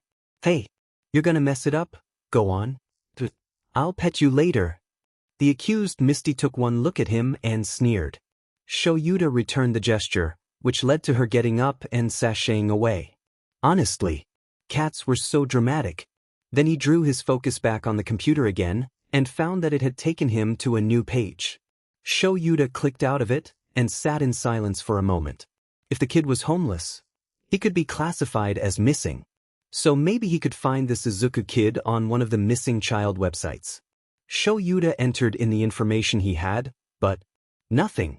At least, not from first glance. He had to do some digging around, but found some information. It wasn't on a missing child, however. The apartment burned down in a freak accident, 1 dead and 2 missing. Upon closer inspection, it was actually just 1 person missing. Apparently 6 years ago, an apartment complex not too far from the inner city had burned down. The deceased was a woman, and her name was Midoriya Inko. The missing was Midoriya Hisashi, and the one who was found was Midoriya Izuku. The image shown matched up with the boy, so this was the one. It didn't show much information after that, but Shoyuta concluded that his parents were out of the picture. So the boy could be adopted, maybe put into a foster family, seeing as he isn't registered as missing. He leaned back on his couch, processing this. But who was the other boy then? Was he his adoptive brother? Damn it. This was getting to be confusing. Shoyuta shut his laptop and rubbed his temples. Misty came around the couch once more, looking for some attention. He sighed and gestured for her to come up on the couch, which she did. As Shoyuta was petting her, more thoughts and theories circled around in his mind. But honestly, it was getting late, he should get to bed, that is, if his insomnia will let him. He looked over back at his laptop. One more internet search couldn't hurt, right? It was a sunny day, perfect for more beach work. Izuku was working alone today, as Hitoshi was busy. He felt a little bad about what had happened, although in reality it wasn't as bad as he thought. Unfortunately, it gave him time to himself to think, and he was never good when he was alone with his thoughts. It was easy to get into the downward spiral of negativity, as there wasn't much else to distract oneself from it. Honestly, Izuku hated being alone sometimes. Izuku lifted a TV set over to the pile of trash and compressed it, ignoring the small wave of nausea. Upon looking back at the beach, he saw the view of the ocean, although it wasn't very visible, it was there. He sighed. At least he was making progress. Then he saw something out of the corner of his eye. When Izuku turned to get a better look, he saw no one. Okay, why was he getting this feeling? Like he was being watched? It was getting annoying. And it was unnerving. He resumed working once more, letting his thoughts run wild. Really, Izuku didn't care at this point. The exhaustion from working all day and the struggle to keep his eyes open was not helping. But he worked anyway. What was this little annoyance going to get the best of him? Izuku would just keep working till he dropped. That's what he did, actually. He picked up another box and used his quirk, but stopped as he felt a surge of dizziness overcome him. Then the corners of his eyes began to darken, and they spread. Great, he thought. I'm passing out. The last thing he remembers before hitting the sand was the sight of heavy-duty boots and pieces of metal scraping against each other coming towards him. When Izuku awoke, he found he was being carried in someone's arms. Who exactly, he didn't know. But he honestly didn't care, he was just so tired. It was darker outside now from what Izuku could tell. He looked up to try and get a better view of the person's, potential kidnapper, face, but him being incredibly groggy just made it more difficult. Well, now he's gonna die. Wonderful. The person appeared to look down at him and spoke. You're awake. Finally. I was wondering if we're on the correct street. Correct street? Correct street 4. That's when Izuku decided to try and look around, from his position. He was being carried bridal style, which if anything was kinda embarrassing. He brushed off that thought and took in his surroundings. They were on the same street of the warehouse that he and Chiki stayed. I think so. Wait, how do you know where I live? Said person didn't respond, but instead headed towards the warehouse. Well, at least they weren't trying to kill him. That was nice. When they got there, the stranger set him down, which had Izuku stumbling a bit as his legs were still asleep. Izuku looked back up to the person to thank them, but they were gone. Well, that was something. Needless to say, when he got into the warehouse, Chiki was said. She was ranting about how he was late, and honestly Izuku didn't have any more FS to give. Chiki, I'm fine. Just lost track of time. I'm going to bed. Chiki was about to protest, but Izuku had already made his way to his room by the time she decided to say something. Well, he'd apologize to her later. It had been a few days, and Izuku could understand why Hitoshi and Chiki were peeved at him. Lately he's been more apathetic, more likely to wave people off, which the other two did not approve of. But he was sorry. He actually did apologize to the two about his behavior, and they accepted it. They had decided to be more open with one another, not hiding things from each other. This led to Izuku telling them about the person who carried him home, to which of course Chiki flipped out. Uzuji, why didn't you tell me when you came home? Hitoshi just looked dumbfounded, like the thought of Izuku hiding something like this from him was crazy. Again, I'm sorry. I wasn't thinking straight dash. I ought to ask you to maybe stop this business with the beach, and focus on your other jobs instead. I need some more items, mister. She gave him a stern glare, which had Izuku reeling back a bit. He had been slacking off a little on his jobs, but he really wanted to get the beach cleaned. In fact, in just a few weeks, maybe mid-April or sooner, they'd be all done. At the moment it was the beginning of the month. No, we're almost done actually. And the only reason that this happened was that I wasn't being careful. Please, Chiki. Izuku clapped his hands together, pleading. She had her arms crossed, which Hitoshi returned the gesture, traitor, and looked to her for affirmation. After a few moments, she conceded. Izuku-an. I'm being serious when I say this, she breathed in. If you keep putting yourself into these kinds of situations, I'm not going to be lenient anymore. I may be 18, but that doesn't mean I can't stop you from hurting yourself. He bit his lip and nodded. Good. Now, shoo, I'm going to finish some more of my items for clients. Don't do anything stupid. Hitoshi stepped up to Izuku once Chiki had walked away, and shook his head. I hope you're taking what she said into consideration. Izuku sighed. I know, Hitoshi. I'm not stupid. Well, what now then? We can work on the beach. The sooner we go there, the faster we can get it done. Hitoshi seemed to agree. Sounds like a plan, let's go. Izuku wasn't going to mention how he didn't plan on telling the others about his interest in the league. The school year had begun, and Shoyuta was already regretting his decision. It was like these brats thought that since they had gotten into the hero course, they wouldn't have to put in as much effort for the actual training. He was sitting in the teacher's office at his desk looking through the countless amounts of worksheets. It was time for Shoyuta to ruin these kids' careers. But for their sake, not his. What kind of? Since UA was much more freeing with their teaching methods, if Shoyuta saw fit then he could expel a student. At first, he was hesitant. But then he realized the example it could set for the other students, so he went through with it. It was quite nice, actually. In a way, stress-relieving. As he was relieving himself of those brats. Of course, he would receive complaints, ranging from students to parents, to other teachers even. One of them, Namuri, who was one of his old friends, had expressed her concern. Hey, Aizawa-kun, don't you think you're going a little too far with these expulsions? If anything, they're not enough. He snorted and continued to rummage through some of the papers. Shoyuta was used to paperwork. It came with the job of being a hero. Being a teacher was no exception. Aizawa. At least give them a chance. I did. They blew it. It's on them. Namuri frowned, but made no further comment. She then turned out of the room abruptly. Well, okay then. He decided to savor this moment of peace and cue. Hizashi came in. Bibe. Never mind. What, Hizashi? I heard you were expelling students. Is that true? He looked so concerned, which made Shoyuta fidget in his seat a bit. Yes.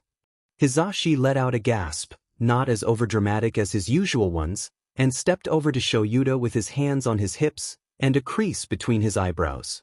Namuri sent you, didn't she? Yes. And this is an intervention, to make you stop expelling kids. I don't think you or I can do that, honey. Hizashi faltered at that, but still kept his composure. I think I can. And this is for the greater good of not only the students but for the heroes. I'm doing them a favor by making sure that the kids who graduate from here will be competent heroes. Or at the least I tried to help them. But is expelling really the way to do it? Shoyuta hummed. Sometimes they aren't worth your time if they aren't willing to work to become a hero. You have to accept that. Well, okay then. I tried, I guess.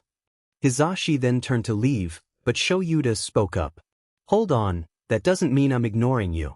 Yes. I'll be a little more lenient on the kids. For you.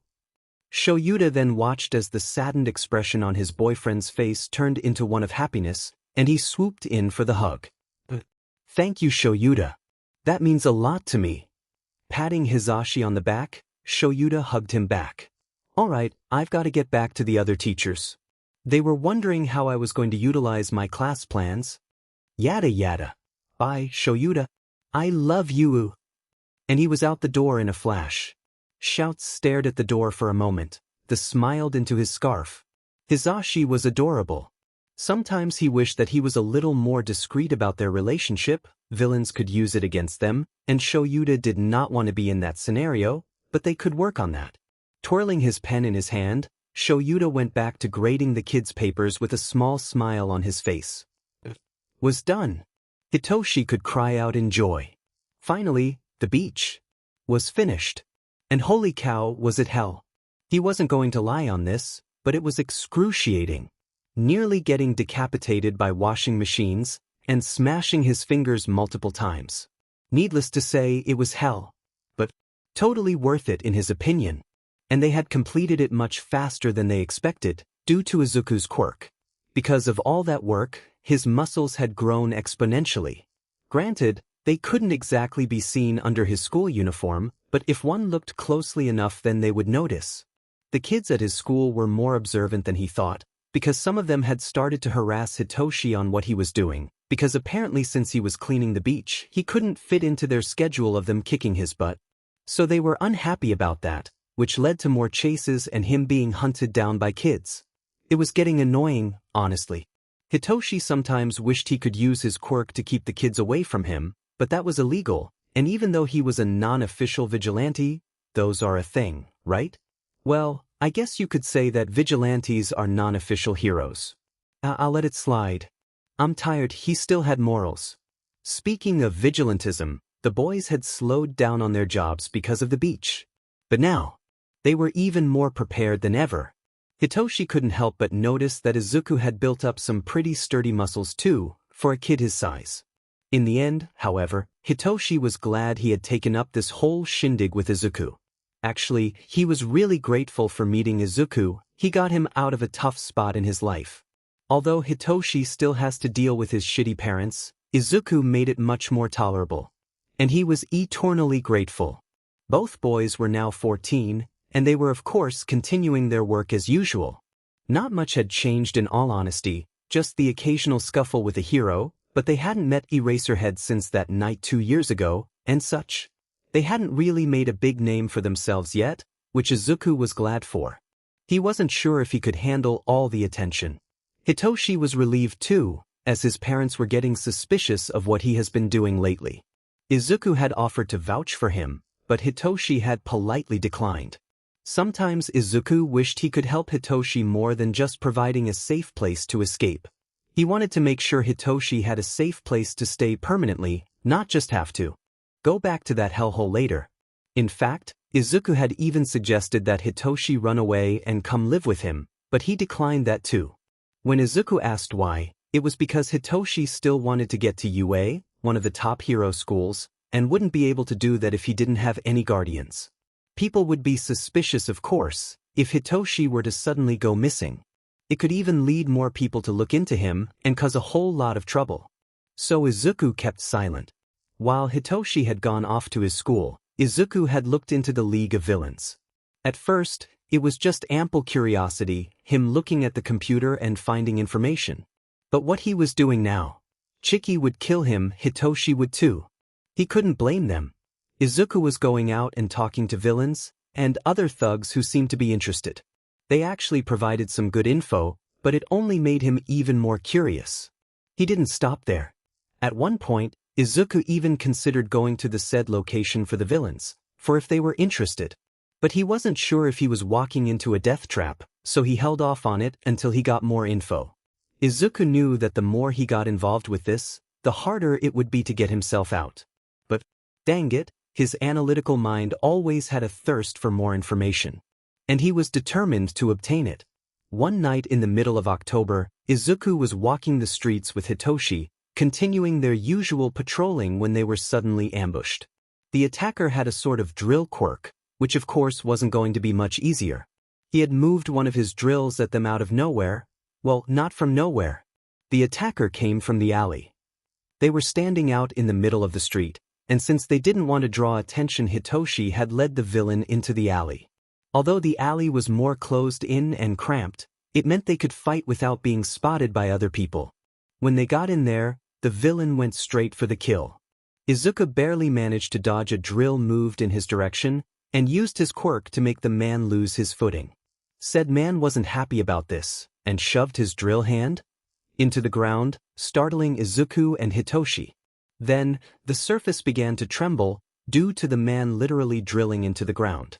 It caused Izuku to lose his step, and that was when he had realized that Hitoshi had suddenly disappeared. Wonderful. Izuku fell to his knees, the vibrations getting to be too much for him.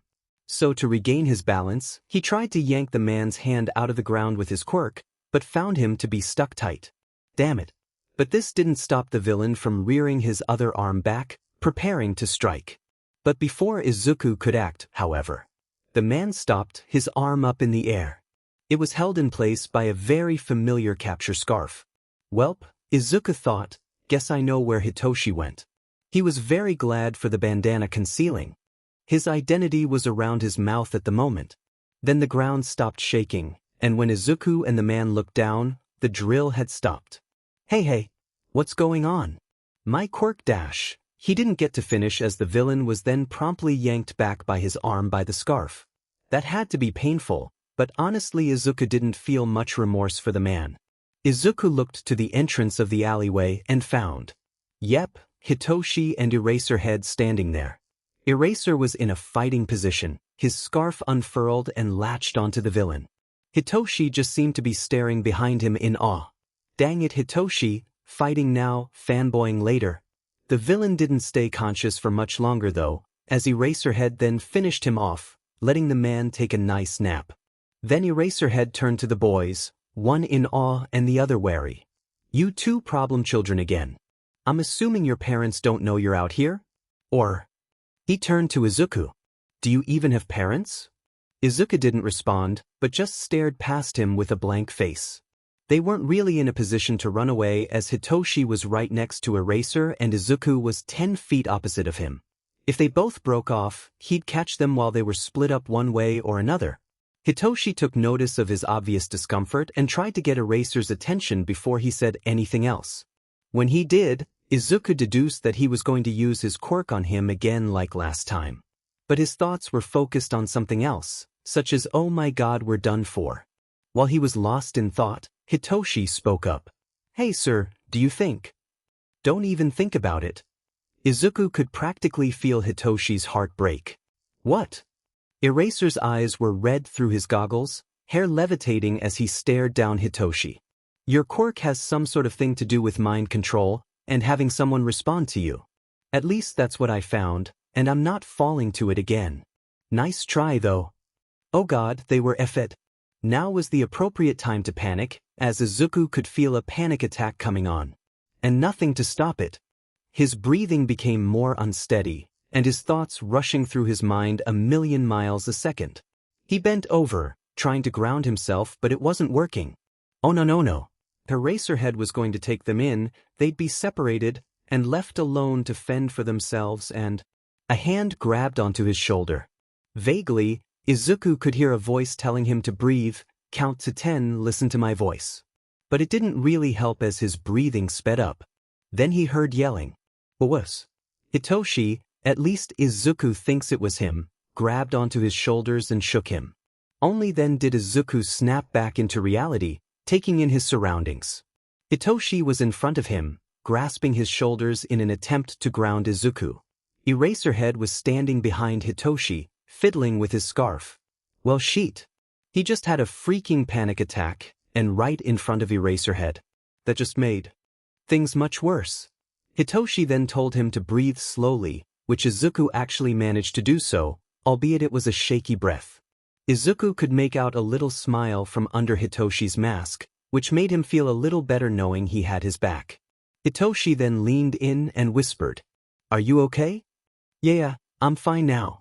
I'm sorry. His friend shook his head, brushing off the apology. Listen, I have an idea to get us out of here. But it's stupid. But if it works, then we can make a clean getaway. All right. Izuku was all for getting out of here at the moment, so he nodded. So, honestly, Shoyuta should have known that he would have met the two problem children on patrol tonight. Then again, it had been about 3 years, so he didn't exactly expect it. So sue him.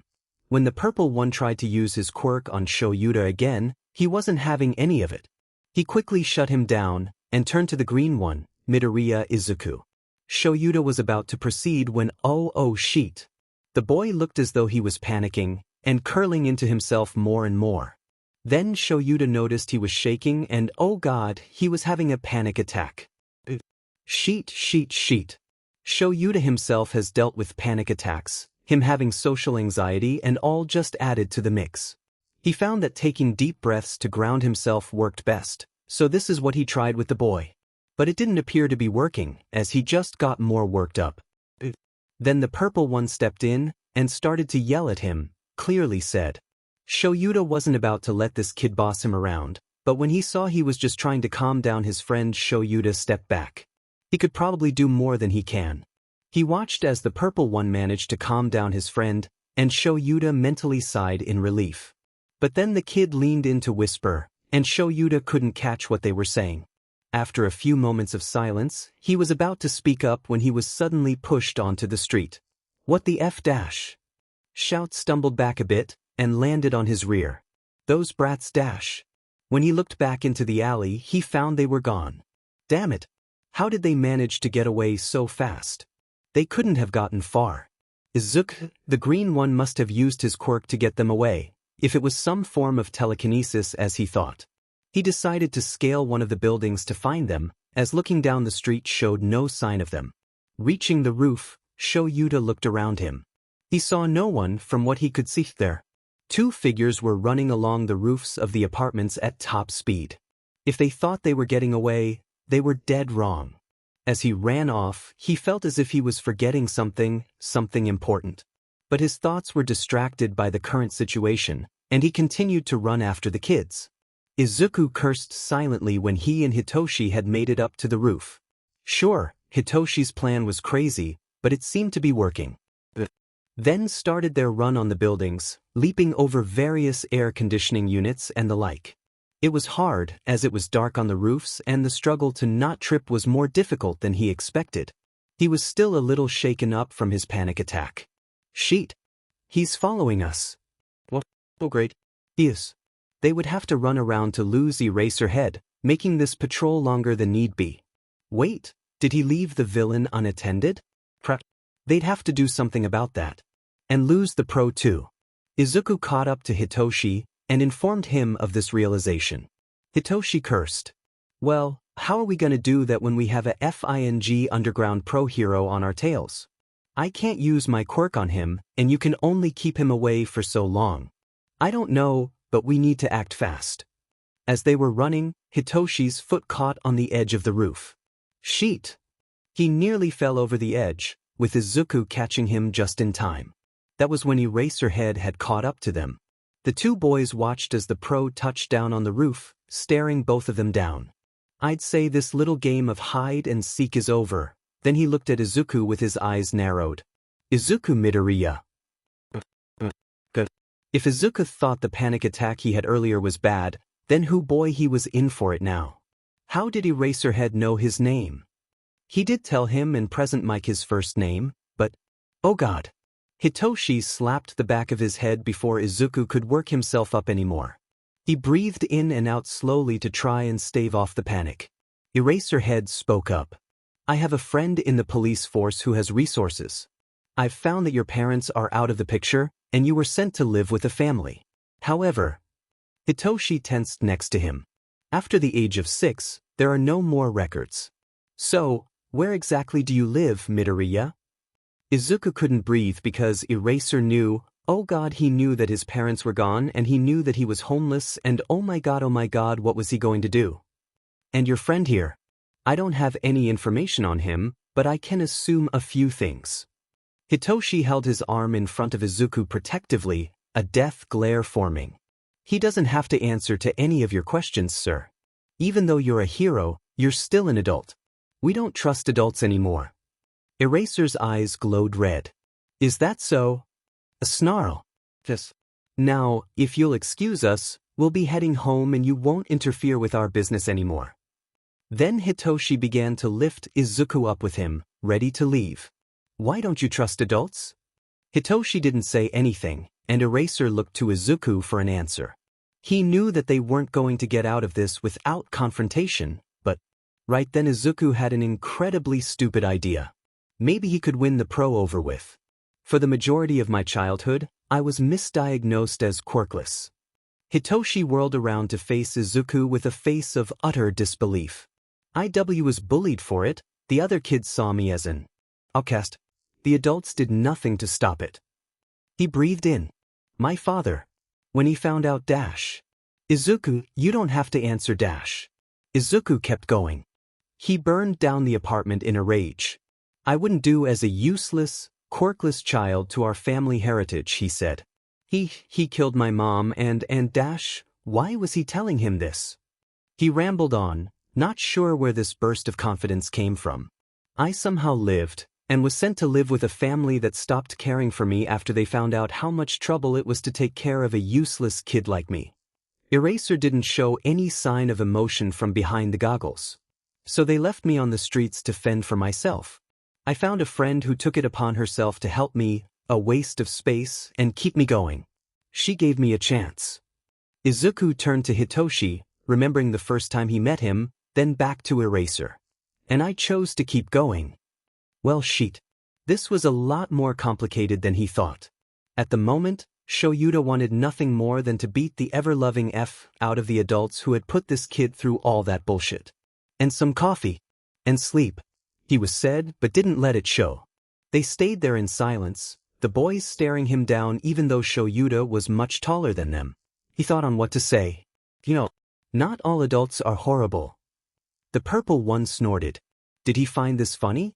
Why did he keep doing that? Izuku gave the purple one a look, and responded. The ones I've met are. I'm not sure why I thought you to be any different.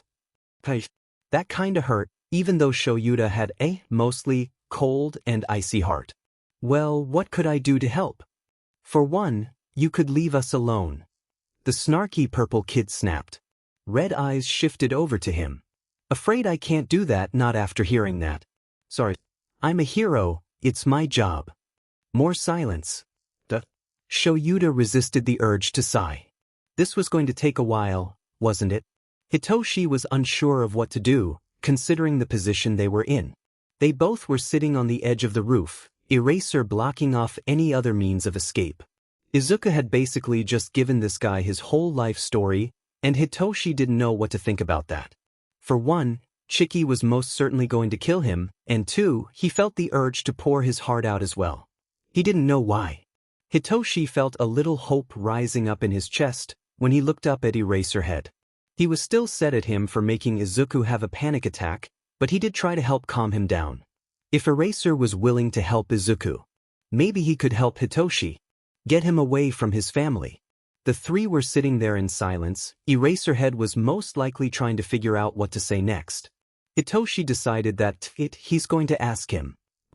Eraserhead? The pro turned to him, and Hitoshi felt the grasp on his quirk disappear. He didn't really blame him. Most people were wary of his quirk. Do you think? Izuku looked at him, a mixture of curiosity and concern on his face. Do you think you could H-dash? He was then interrupted by the sound of crashing in the distance. Eraserhead whirled around to the source and cursed. The villain! Sheet! Izuku didn't hesitate. He jumped up and pulled Hitoshi along with him, running past Eraser to the source of the noise.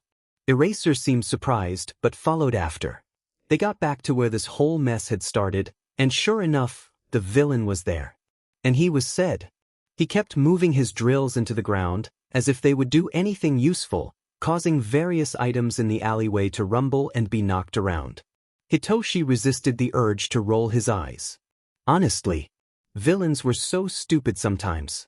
Before anyone did anything else, Izuku jumped in with his quirk and landed right behind the villain. From the corner of his eye, Hitoshi could see Eraserhead inhale sharply and grab his weapon. Hitoshi followed suit, and they found themselves facing the villain. You brats again. Come here and let me dice you up in little pieces. He needed to work on his insults or whatever, because that was horrible. Hitoshi could make a much better comeback than that if he really tried. No thanks. What do you mean no dash? The man lashed out, but then stopped right as he fell under Hitoshi's control. Bingo! Hitoshi smiled under his mask and commanded the villain to stand down. Izuku then brought out some rope from his bag and proceeded to tie up the villain. That was when Eraserhead had jumped down into the alleyway with them. Hitoshi spoke up to him. Oh, you're here.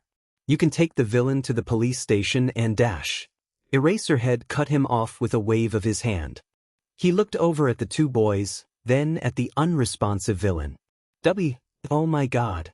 You're already enough as problem children, but you're also vigilantes? Is that why you were looking for those books that day? Eraserhead trails off. He saw them catch the villain. Eraserhead then reached into one of his pockets and pulled out a medicine bottle? It was aspirin. Understandable. After taking it, he then rubbed his temples. This case was already complicated enough, and, well, shit. That explains a lot. Hitoshi and Izuku exchanged glances, unsure of what to do. Fine. I'll take this guy to the police, but you two are coming with me. Oh hell no, they couldn't agree to that.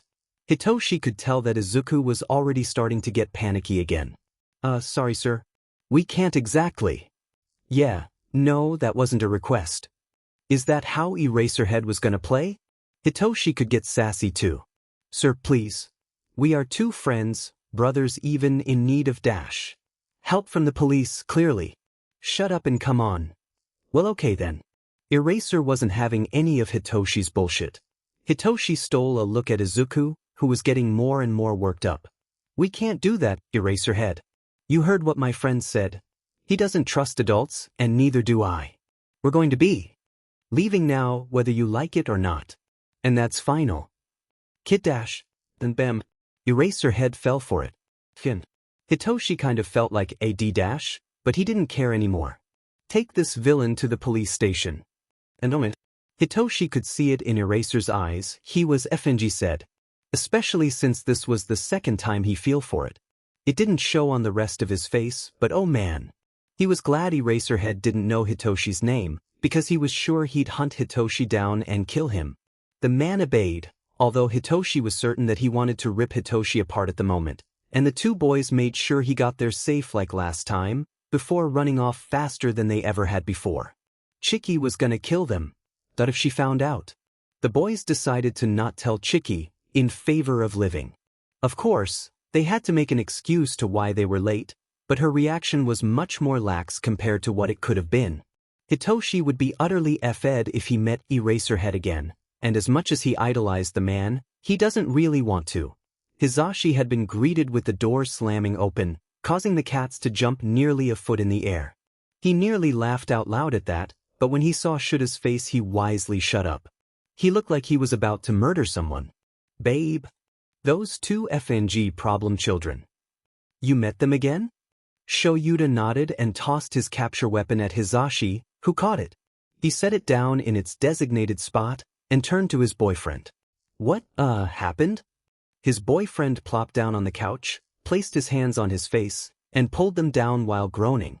I found out that they are in fact homeless. At least the green one is. And his name was Midoriya Izuku, like I had found online. Apparently, his quirk didn't manifest till late, so he was outcast by the people in his life. His dad killed his mom in his rage, and so he was sent to a foster family but later abandoned. Right now he's living with a friend, but I'm pretty sure that she isn't registered as his guardian, as Naomasa would have told me if he found it in the files. Hizashi let out a long whistle. That was some heavy stuff. What about the other one, the purple-haired one? Shoyuta sighed heavily. Not sure. He wanted to ask me something, but he was interrupted by the villain that I had left behind. I was distracted. Sorry. And then he used his quirk on me, again, and had me deliver the villain to the police station after they defeated him. Oh, it sounds like those kids have been through a lot of. Wait, they defeated him? As they defeated the villain? They were just kids, they wouldn't. Oh yeah. I found out they were vigilantes. Hizashi screeched. What? Izuku was still shaken up over the encounter with Eraserhead. He'd have to be much more careful from now on, considering he even knows his name, and, God, he needed to get his mind off of it. What better way than looking into the League of Villains? That would certainly distract him. And so Izuku hopped onto the computer, and continued to do so. Over time, his interest grew steadily. Izuku's thirst for curiosity had taken over, and he's really done it now, huh? He doesn't know what he was thinking, in all honesty. He just wanted to know more about the League of Villains, but he may have gotten a little too much into it. Of course, he's saying this after he found himself in one of the meeting places for recruits. In hindsight, Izuku should have thought this through a bit more. He did think it through, just maybe he should have done some more thinking. It was nearing winter, nearly December, and the 14-year-old could officially say that he had F'd himself over. He found himself in a warehouse, much like the one he and Chiki stays in but different. The state of the warehouse was not good. Dirt and grime covered the floor, there were some cracks and holes in the windows, so yeah. There were numerous boxes littered on the floor and around. 10 to 20 other villains meandering around inside the building. Izuku felt as if he was doing something illegal, being here as a hero and surrounded by villains. But wait, this is illegal. Idiot. He was waiting with the other villains, when suddenly a new voice cut into the chatter. Izuku turned to it, and the person was standing on top of a huge box. The way they looked, however, caught Izuku by surprise. Disembodied hands covered their face, arms, and legs. The ones on their head were attached to one another by red pipes of some sort. Izuku didn't know for sure. They had short periwinkle hair, messy and unkempt like Izuku's. A long black V-neck shirt and matching pants covered their body, with red shoes that looked an awful lot like Izuku's old ones he used to wear. Izuku didn't know if he wanted to see the person's face. Just their presence made him take a step back. Then the person spoke, and it sounded raspy as though they haven't spoken in months. Or they were unused to speaking, but the power behind their words proved otherwise. They sounded confident, like they were cocky almost. Hello, and welcome new villains. A select few of you are going to be part of something huge, something that will change society's outlook on heroes. I have the utmost faith that you will. Izuku tuned him out. All of the villains? Wasn't that stupid? He thought that heroes could easily find out about this and stop it, but the villain in charge was being surprisingly open with these other thugs. The man finished his speech. And I am absolutely sure that you all will remain loyal, if we find otherwise. Then he pulled a piece of paper out of his pocket, and touched it with all 5 of his fingers. It slowly began to deteriorate, as it crumbled away into nothing but ash. The room was silent. You will be removed at once. What did Izuku just get himself into? Tamura Shigaraki looked around at all the villains after his declaration, smiling. Some of them looked apprehensive, others just got more riled up. His threat to whoever decided to rat them out was not an empty one. He'd kill his closest allies if he had to. He would not let this operation go to waste. Then, he stepped into the warp gate Kurogyri had opened up for him. This was only the beginning of the game, and he was ready to play. So, when Izuku said he had F'd himself over, he really did mean it. He basically just joined a potentially huge villain organization, without telling Hitoshi or Chiki. And he wasn't planning to. At first, he had doubts. He debated on telling them, but after that man made that threat, Izuku realized that he would follow through with it. It meant that they had ways of knowing, and if they were going to kill him for ratting them out, they'd kill Hitoshi and Chiki too. He would not let that happen. There was no backing out of this, he was already too far into it and it would only be worse. So, Izuku had gone through with this, knowing that it was completely crazy, completely stupid and suicidal. But heroes always did risky things, he'd just count this as one of them. That didn't mean he wasn't scared, oh he was nervous as hell. But Izuku couldn't show weakness, as it never went well with adults, so doing so with villains could prove disastrous. Izuku would keep his head held high, alone. Shoyuta had just finished grading the kids' papers, and although they were so far into the year he was considering expelling a few more. They had shown promise at the beginning, but throughout the year it had dwindled. That wouldn't do. He'd have to let them go. He sighed. Sometimes he wished his students were a little more dedicated, more ready to try new things. But they decided to be stubborn and not listen to advice offered to them. Maybe next year's class would be different. Hopefully. His thoughts drifted elsewhere, such as the 2 problem children he had encountered a few weeks ago. Honestly, when Shoyuta wasn't occupied, he'd always go back to the thought of the kids. He had told Naomasa about what the boys had said to him, and he was told that they would act accordingly. But this was getting annoying. Shoyuta wanted information, and soon. Unfortunately, It seemed as if he wouldn't be getting more anytime soon. His phone turned on, a notification from the news app. He really needs to turn off those notifications. The article was discussing how villains were starting to settle down, and maybe that the heroes would have more time off, less time on the television for the viewers. Shoyuta scoffed when he read that. The villains never stopped working. If anything, when they seemed to disappear, they'd just come back, 10 times stronger than before. He knew something big was about to happen, and the only thing he could do about it was prepare the next generation of heroes for it. He took a deep breath in and let it out. Now, it was January, and Izuku was officially going to work with the League of Villains. Honestly, it was a horrible and crazy idea, but he was going through with it. Mainly because of the threat of death. The leader's name was Shigaraki, he learned. He had another accomplice named Kurogiri, who could create warp gates. Izuku had the urge to write it down in one of the notebooks he kept, as warp quirks were extremely rare, but he had left it at the warehouse. Izuku, wearing his vigilante outfit, took a look around at the other villains. They were in the same warehouse, not at their official base. He assumed it was to ensure that the leaders could keep an eye on them while they waited. It was hard to resist a shudder at the thought. There were at least 15 or so other villains. Izuku could count them when Shigaraki had made them line up in a line. Okay. Then, one by one, the man went down to each person in the line. Izuku was last. It sounded too cliché to him, lucky him. He leaned past some of the people standing in his way, and saw Shigaraki shake his head and reach out to one of them with his hand. Wait, was he going to... Shouting and then a strangled noise that sounded like... Oh my god, did he just... When Izuku saw Shigaraki take his hand back, he saw it had dust and blood all over it. Shigaraki turned his palm over and let the dust pour out as much as it would allow. He just killed someone. After that, it became a blur. Izuku could barely think straight, and he could barely register anything that was happening around him. He felt bile rise up in his throat, and breathing suddenly got really difficult. A hand on his shoulder snapped him back into reality, and he found himself facing Shigaraki, the one who just killed someone, and now he might kill Izuku. Oh no. What can you do? What? He was asking a question, for fingers tapping along his shoulder impatiently. Izuku was quick to stutter out an answer as to not anger him anymore. I analyze quirks, and I'm pretty decent at fighting. I can also use telekinesis. Izuku couldn't tell if Shigaraki was just more mad now, his expression hidden behind that.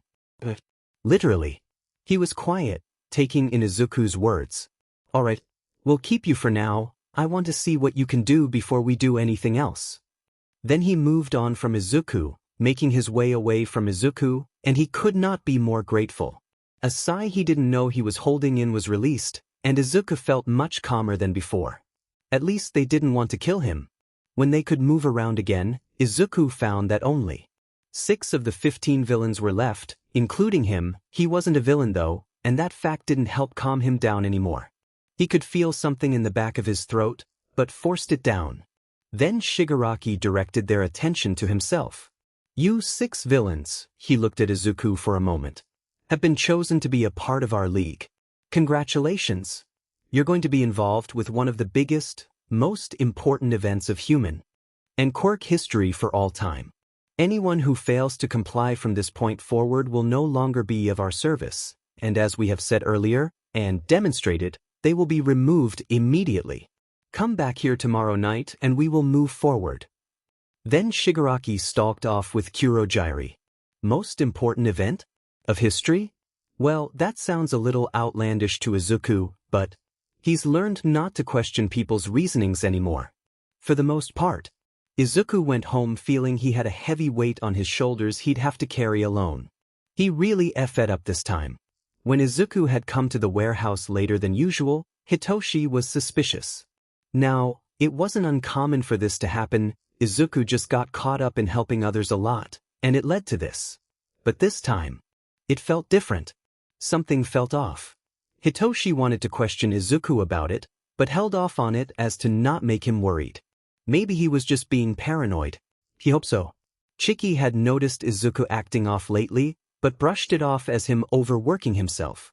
But more often than not, He's been just disappearing to who knows where, and when Chiki asks, he deflects it with an excuse.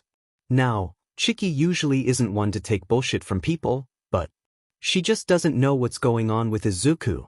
And she doesn't remember when she started calling him Izuku instead of Izukuin. Maybe it's because he's getting older?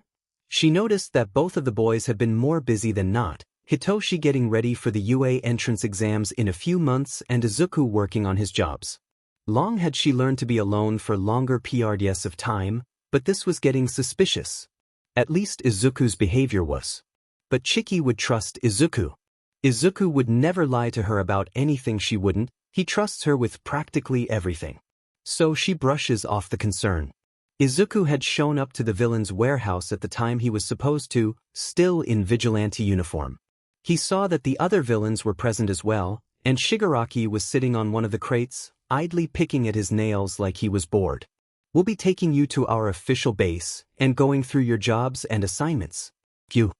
He was pointing at Izuku. Oh God, why was he pointing at him? You wait here when we're done. Izuku quickly nodded. He was not about to get on this guy's bad side. Then Shigaraki proceeded to talk about their rules and such, the threat of betraying them lingering in the back of Izuku's mind, and finished up. Okay, Kurojiri, take them to the base.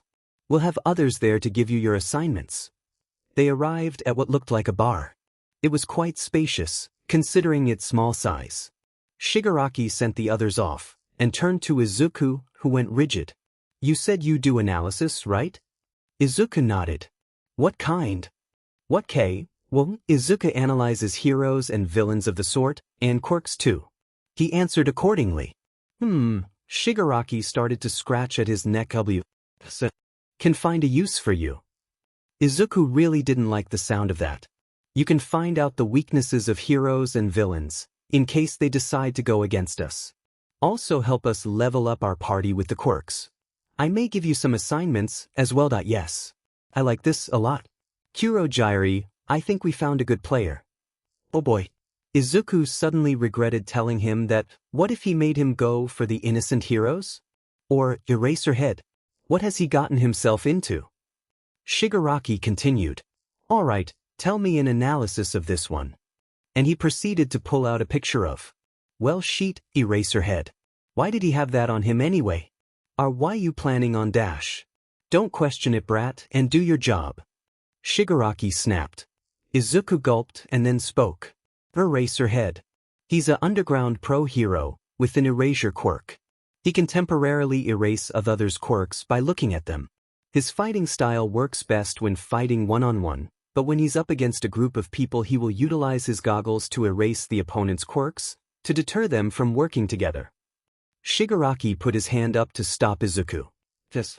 I made a good choice. Izuku could practically hear the glee in his voice, not helping his nerves at all. We're keeping you. Do you have any family or friends that would mind at all if you, suddenly went missing? What? He wasn't planning on just straight-up kidnapping Izuku, was he? What could he say, even? Yes, and Shigaraki might as well kill them consisting of Chiki and Hitoshi, which he couldn't have. No, and he'd be separated. Sheet. What does he do? Now hold on, Master Shigaraki. Perhaps we are rushing into this a little too quickly. Kurojiri cut in, saving Izuku from a panic attack and a potential kidnapping. Shigaraki whined. But, do you know how much faster our party would level up with him? He's practically a cheat code. Okay, what the F was up with this guy in video games? And Izuku wasn't a cheat code. Sure, his analysis was pretty decent, but I understand your feelings, Master Shigaraki. But maybe we should wait until we've established a little more trust with the new recruits, let's say, a few months maybe? Kurojiri's master responded with a growl. Fine. What's your name? We're going to need one to call you by. His name? Izuku very well couldn't go with his real name, but he needed one. Then he had an idea. Viridian. Izuku continued to train himself in preparation for working with the villains. He still wasn't exactly sure if Shigaraki wanted to take him in for himself, but didn't want to find out. At least, he wanted to avoid it if possible. This was mainly because he wanted to stay with Chiki and Hitoshi, If Izuku just up and disappeared, they would quite literally tear the city apart looking for him. And he didn't want to drag them into this, so he said nothing. But he knows that they're suspicious of him, helping to unnerve him more. Hitoshi was still training for the UA entrance exams as it was February and they were coming up soon. It was anyway wanting a head start. Izuku helped him when he trained, saying he had to stay caught up. Izuku thought on how nice it would be to go to UA. It was a dream he had when he was younger, one that he thought was unattainable. Which it still was to him. Izuku couldn't go to UA the way he was now. He had to accept that. And he had joined a group of villains. Granted, it was out of curiosity, but still. Izuku felt really guilty about the whole thing, especially when he had decided to keep it a secret. He thanked his lucky stars that Shigaraki hadn't assigned anything major to him yet, just the occasional analysis on heroes. Shigaraki didn't seem to do too much with the information Izuku provided, which was good. The heroes were small-time, and they didn't have much of an impact on the hero society. But even though they didn't do much, Izuku felt bad for ratting them out. Izuku was still able to do his jobs and stay with Chiki, but was much more careful when he came across a villain with Hitoshi. Which of course made Hitoshi suspicious too, which Izuku couldn't have at all. He felt as if this peace he, Chiki, and Hitoshi had wouldn't last for much longer. Like something big was about to happen, and it was beginning to unnerve Izuku. Alright. This was it, Hitoshi was going to do this. He had to. It was the day of the UA entrance exams, and he was freaking hyped for it. But also nervous as hell. Then again, that was to be expected. If he were accepted into UA, it would change his life forever. Not that meeting Izuku didn't, though. Speaking of Izuku, as Hitoshi walked down towards the school on shaky legs, he wonders how he'd do in this exam. Izuku had some research on the entrance exams, saying something about how they were geared specifically for kids with flashy quirks. That was reassuring. But then Izuku said that there had to be another way, another method of grading the kids, not just based on how they use their quirks. Because there were situations in the real world where heroes couldn't use their quirks and had to fight with their own skills. That helped a little. Then he made it onto the school grounds, and although Hitoshi wasn't actually going to this school, yet, it still felt surreal. Like, holy cow, this was amazing. This was the school where real heroes are made, and when Hitoshi made it in, he'd be one too. Hitoshi was then bumped in the shoulder by a teen who had spiky blonde hair. He appeared to be stomping around like it was nobody's business. When Hitoshi turned to face him, the boy had sneered at him like it was his fault for bumping into him and stomped off. But never mind that. This was the school where his dreams would come true, and this was just the first step to becoming a hero. To emphasize this point, Hitoshi lifted his foot to step forward, and he tripped. But he didn't meet his end by face planting into the ground. As a second after he tripped, he felt a light sensation, like he was floating. Hitoshi looked down to see that, oh god, his feet weren't connected to the ground. What was going on? Then a cheery voice to his right sounded out. Are you alright? Sorry for using it on you so suddenly, but... Hitoshi looked up and saw the person was a girl. She had short brown shoulder-length hair, rosy cheeks and wide eyes. Then she tapped her fingers together and muttered something, and Hitoshi plopped back down on the ground. It's a bad omen to trip and fall. And today's a big day to... Man, I'm so nervous for the exam. It was then that Hitoshi remembered he should say something. Oh, thank you. And that's a very neat quirk you have there. It should be good for the exam. He was never good with social interaction, honestly. Izuku helped a little at least. The girl brightened. Oh, thank you. Well, good luck in the exam then. Hitoshi responded likewise, and they both headed off to their respective areas. Izuku would freak out if he realized that Hitoshi just made a potential new friend. He found himself in an auditorium of sorts, with students filing into the seats. Hitoshi took a seat and waited. Welcome to today's live performance. Hitoshi was nearly blown out of his seat by the force of that greeting. Holy shit, was that the voice hero present mic? Izuku had said something about pro heroes teaching here. Everybody say, th. The hero cheered, putting a hand up to his ear. He was greeted with silence. Tough crowd, well, that's cool. I'm here to explain the guidelines of your practical. So listen up. Man, the guy was enthusiastic about his job. The hero elaborated on the rules, how there were faux villains worth different points and such. Hitoshi made sure to pay attention, as his quirk wasn't suited for fighting robots, if there were any, and he wanted to find a loophole. Then a tall squared boy stood up and pointed out something about a fourth villain, which Present Mike said it was the zero-pointer, how fighting it would be pointless. Fight the villains and avoid the zero-pointer. No big deal. If his quirk wasn't brainwashing, could he mind control the faux villains? Probably not if they were robots. There has to be another way. Hitoshi could go about attacking the robots, but he didn't bring any of his weapons that he uses in vigilante work. Damn it. He'd have to see what he can do. Then they were all dismissed to the training grounds for the exams. There were buses, and Hitoshi got on his, and in no time flat they were there. There was a huge wall surrounding the city, and even from where Hitoshi was standing he could tell it was pretty big. And they had more of these too. Izuku would be amazed. He took a look around and noticed that the nice girl who helped him was there too, and she appeared to be meditating for the exam. And the tall square boy was there too. Some of the people gave Hitoshi a wary look.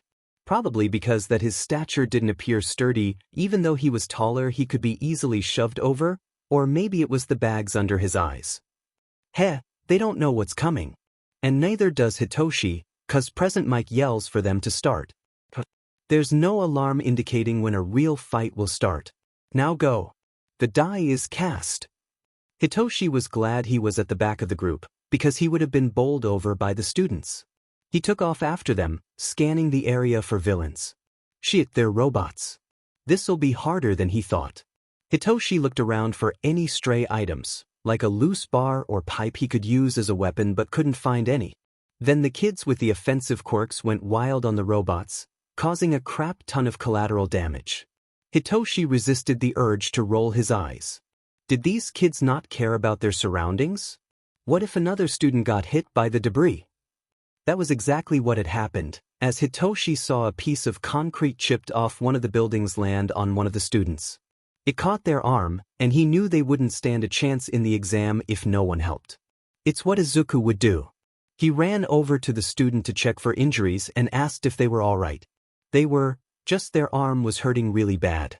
Hitoshi, using his acquired strength from the training on the beach, helped get the concrete off the kid. They thanked him and they went off on their separate ways. Maybe this is what Hitoshi could do for now. Help others in need, would that count for something? An element of a hero is rescue, after all. They wouldn't ignore him rescuing the other examinees. So Hitoshi ran around the city, past kids who were demolishing robots left and right, causing so much damage, looking around for kids in need. It's what Izuku would do at least. In a dark testing room, numerous heroes and teachers are overlooking the testing grounds. Screens illuminate the room, showing images and videos of the students as they run around trying to gather points. Some are struggling, others are having a heyday with their quirks. He really hates how the entrance exams are set up at UA. It's geared towards the kids with flashy and offensive quirks, not exactly for ones like Shoyuta. There are many kids whose quirks would be great in the hero field, but it's a matter of whether or not the exam would accept them. If they could stand up against robots. One of them has caught Shuta's interest. He gets in closer to the control panel to get a better look at the student. Testing Area B. The student has wild purple hair, and they don't appear to be making any attempt on fighting the robots but rather helping people. Wait, this kid looked familiar. He zoomed in on the student's face and squinted. Could this kid be? It was a possibility, and one that made his heart race. Shoyuta has been trying to track down those two kids in his free time, but he had seen no sign of the green one, Midoriya. He never learned this one's name, but knew his quirk had something to do with mind control after Naomasa had informed him of the villain they had apprehended. Hey Netsu. This student here in Area B. Do you have any information on him? He pointed at his monitor to emphasize his point. The animal looked over to Shoyuta, gesturing at his screen. Well now, let's see. Then he stepped over to Shoyuta, mindful of the other adults in the room. Oh yes. Shinso Hitoshi. His quirk is brainwashing. From what I recall, if someone responds to him, he can control them like a puppet. Truly an amazing quirk, but not exactly set for this exam. So it was him. Well, that was interesting. Has this student caught your interest, Izawa-kun? Nedzu chuckled. That's a surprise. Yes. I want him in my class. But that's if he gets enough points to apply. So, if he gets into general education, then I'll request he moves to my class. But I don't think we'll have to worry about that, seeing as he's caught onto the rescue point system. He knew he was being a little bold, saying how he'll transfer the kid, but damn it, he wasn't letting this go. Especially after the brat had managed to mind control him twice. Not an easy task. Alright, consider it done, then. Thank you. Nedzu went back to his seat, and Shoyuta observed the kid. Shinzo, he'll have a pleasant reaction once he realizes. The thought made one of his signature grins creep onto his face, causing Namuri to scoot her chair back. Hitoshi had helped a decent amount of people, but he knew he had to start fighting robots at one point. 4 minutes, 7 seconds remaining. Present Mick's voice sounded out. Well shit. How could Hitoshi destroy enough robots in time? Then all went quiet. What the F dash? Before Hitoshi could ask, there was a rumbling sound and then a huge crash to his right. What the he started, but then stopped as he saw a humongous robot tearing through the buildings. Was that the zero-pointer? Holy shit. Not today. Hitoshi prefers living over dying, thank you very much. He turned tail and began to run in the other direction, as other examinees did. As he ran, Hitoshi looked around for anyone that needed help. Sure, he could potentially die here, but he didn't want other students to meet the same fate. Some debris had fallen to the side, and Hitoshi found that someone was trapped under it. He got closer and realized it was that nice girl from earlier. Her legs were stuck and she appeared to be at her limit. It's a bad omen to trip and fall. He ran faster now, and stopped right in front of her. Are you okay? A stupid question, but he wanted to make sure she was responsive and not in quirk shock. She responded accordingly and Hitoshi allowed a sigh of relief. Then he started working to remove the pieces of concrete off of her, as the zero-pointer crawled closer. More buildings crumbled to it, and Hitoshi worked faster. He finally got the rest of it off of her, but as he lifted her up, the zero-pointer was about to see them. Sheet. Wasn't the exam ending soon? Hitoshi picked up his pace and started to get away from the robot as fast as possible, but there was no need. An alarm rung, signaling the end of the exam. Hitoshi let out a huge breath he didn't know he was holding in. The girl did too and relaxed in his hold. They stood in silence for a while, not knowing what to do. Then a petite lady holding a huge syringe? Oh, it was a cane. It was Recovery Girl. Izuku had made sure that Hitoshi knew his heroes, and so he could recognize them easily. Oh dear, that doesn't look good. She looks at Hitoshi. Are you all right? Yeah, I'm good. Hitoshi nodded. He had a pretty high pain tolerance if anyone asked him. After the exam, Hitoshi went back to his house. The letter was due to arrive in a week, and the thought of him passing made him anxious. He was pretty sure he didn't get any points, so just waiting for the results made him even more anxious. Luckily, his parents weren't home at the time, thank goodness, so he decided to head over to Izuku's and check up on him. Maybe he could help calm Hitoshi down a bit after that adrenaline rush. It was a warmer Monday at the beginning of March. Izuku had decided to go to the convenience store to grab some snacks for him and Chiki. He and Hitoshi were still waiting on the UA entrance exam results, and it had made him nervous, even though he wasn't the one who applied for the school. So going outside and walking around should do him some good. He walked into an underpass, where it was significantly cooler and the wind nearly blew right through him. Izuku continued, nearly out of the tunnel, until he heard the loud sounds of metal clanging and liquid. He whirled around, and was faced with a humongous green entity of sludge. It was teetering around on the smooth concrete floor and stilled when two eyes popped out of the sludge and peered down at Izuku. A medium-sized body. To hide in. Unsurprisingly, Izuku did not like the sound of that. It reared back to strike, and acting quickly Izuku dodged. Definitely a villain. Stay still. Like hell he was gonna do that. Funny how villains thought that even though he was a kid he'd listen to them, well, besides Shigaraki. Not today. Izuku used his quirk and pushed the sludge back as far as he could, but the sludge stuck to the ground. He'd have a harder time trying to blow him away than. Come on, kid. You really looking to make this harder than it needs to be? I just need to borrow your body for a while. Izuku jumped back as the villains started to get closer to him, but he slipped on the FING villain's sludge. Well, this is it. This is how he'll die. Not by the League of Villains, not by Chiki and Hitoshi, but this. Izuku promptly landed on his rear as the sludge villain was about to strike. Fear not, kid. That voice. I am here. The hulking man wasted no time. Texas. Smash. He blew the villain to pieces, just like that. Holy cow. It was no wonder why All Might was his favorite hero. Then the villain was restrained, placed into soda bottles. That must have been uncomfortable. Izuku didn't really feel bad for the villain. The pro put the bottles into his pockets. All Might, oh my god, Izuku was actually meeting him, then walked up to Izuku and helped him up. Thank you for your help, young man. You stuck through long enough for me to stop the villain. That must be a very powerful quirk you have there. My apologies for getting you caught up in my villain hunt. Oh, it's nothing, All Might. Thank you for saving me. The man let out one of his signature laughs, and then struck one of his signature poses. It's quite all right, my boy. Now, I must bring this fellow to the authorities. Izuku really wanted to ask him some questions, but he felt as if the pro was in a hurry. He didn't want to inconvenience him, so. As All Might readied himself to jump off, Izuku realized that the bottles would fall out when he did. All Might dash. I'm quite sorry, my boy. But I've really got to get going. The bottles dash. You can catch me again on TV. I'll be off now. Then, Izuku did one of the most stupid things in his life, and latched onto the man. A second later he found himself high above the city, holding onto All Might's leg for dear life. The wind harshly blew into his face, blowing his curls back. Hey now, there's a fine line between enthusiasm and obsession. Let go. Let go? What kind of idiot did he take Izuku for, when they were so high up in the sky?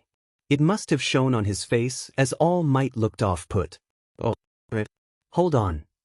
They landed on top of a roof of a nearby building, and Izuku sat there catching his breath. Honestly, hopefully the people in the building will help you to get down. I'm running out of time. All Might dash. I can't wait. I must go. Okay, this was getting annoying. The bottles. You were going to drop them. All Might stopped and turned to Izuku. Then he patted down his legs, and even though he was always smiling, Izuku could imagine the look of horror on his face. The bottles were gone. But before they could do anything else, All Might began to cough and let off. Was that steam? Why was All Might steaming? Then he went up in a cloud of smoke. What the foo? Okay, there's an old man standing there now in his place. He was the same height with golden hair, but had a more gaunt appearance, as if the wind would blow him over at any moment. What the F dash? Was this an imposter? But that couldn't be, right? Wait, Izuku's seen this face before. But he isn't sure where. He's about to question the man, when he speaks up. Don't go telling people about this, kid. The man sighed in defeat. Yes, this is the real me. It's the guy he and Hitoshi had met on the beach. Oh my god, I've met him before. Without knowing. I'm an idiot. Does he recognize Izuku, though? It didn't seem like it. He felt a twinge of disappointment in him, but it was probably for the best. Katsuki was walking along the street, with the extras following him. They never seemed to leave him alone, but it was only natural. He was going to be the #1 hero, and they wanted some of the glory that came along with it. He scoffed as they continued talking about who knows what. Honestly, he didn't have time for them. So Katsuki ignored them, but then the extra with the long fingers or some sheet tapped on his shoulder. What? Can't you guys just leave me alone already? And I told you to stop him dash. He stopped, as the kid was pointing behind Katsuki with a terrified look on his face. When he turned around, Katsuki was greeted with, Holy FING sheet. Before he could do anything it spoke. A body. With a good quirk. Yes, this will do nicely. Then, everything went black. They stood there on the roof, Izuku contemplating on what to do. Then All Might broke the silence. You're not freaking out about this like I thought you would. Sir, right now I'd be more concerned over the villain that has escaped. The villain is restrained for now, we have time. Besides, I can't do anything like this. What did he mean? All Might just had to power up and go after the villain before it did anything else. Izuku turned to him in confusion, but also alert. The man lifted his shirt, revealing a nasty scar on his left side, as if someone tried to dig it out. 5 years ago, an enemy did this to me. My respiratory system was nearly destroyed, my stomach removed. I've been wasting away due to the effects of those surgeries. Holy shit. Izuku had an assumption on who did it to him, but held off on commenting. I can only do my hero work for about 3 hours a day now. And he was still pushing himself. All Might was willing to push himself to the limit if it meant he could save one more person. Izuku understood how that felt. So, your time limit is up. All Might nodded. How are you going to get the villain then? Some other hero will have to take care of them. I wouldn't be able to take that sludge in this form. But you have to try. What if someone gets hurt, because you didn't act sooner? If you're so concerned, kid, call the police and let them know of the situation. I'm sorry, but a pro should always be ready to risk their life. Even if you don't have the power, you should still try. It's better than doing nothing. All Might shook his head. Was he serious? I have to be realistic, kid. And you should be too. Call the police and let them know. Oh hell no. That would just waste more time than needed. Before anything else could be said, Izuku's attention was drawn to the sound of explosions and crashings sounding out from the inner city. Izuku turned to face All Might, a determined look on his face. If you won't do anything, I will. Kid dash. But Izuku didn't. Listen. He was just so angry at the moment, how could All Might be so careless? Izuku turned and ran to the edge of the roof, hearing All Might spew blood in protest. Using his quirk, he managed to touch down safely to the ground. Then he ran to where the chaos was happening, with All Might staring after him, mouth agape. When Izuku had arrived on the scene, he was nearly taken aback by how much damage and chaos was occurring. The sludge that had attacked him earlier stood out to him in the crowd. He was right. The villain was in the center of the commotion, with people and heroes surrounding it. Debris and flames shot out at them, some people getting caught in the crossfire.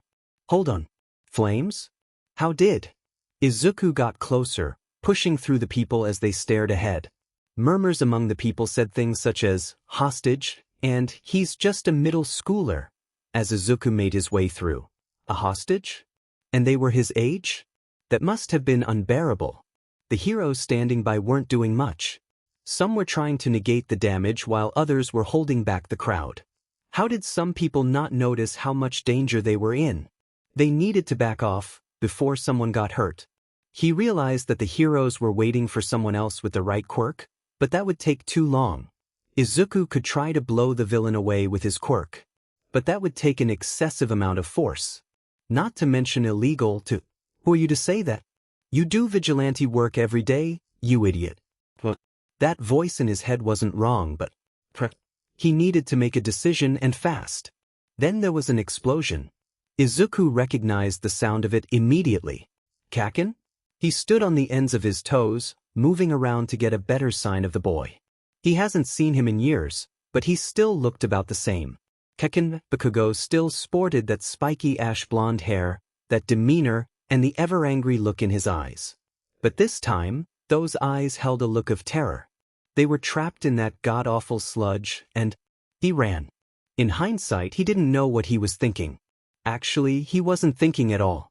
He just knew that he had to do something. Izuku was halfway there when he heard the shouts for him to stop, but he kept going. The villain took notice of him and turned his way. It's that kid Deku? Bakugo recognized him. What a surprise. He had to focus. What to do at a time like this? The eyes. Those are the weak point. He shrugged off his shoulder bag and slung it at the sludge, not exactly thinking. The bag hit its eyes, causing the villain to flinch back. Granted, it didn't do much but gave Izuku an opening and let Bakugo get a gulp of fresh air. You dash. How? Izuku brushed him off, starting to shove aside the sludge. You looked like you needed saving, Kakin. And I'm not going to let you sit here and suffocate when I can do something.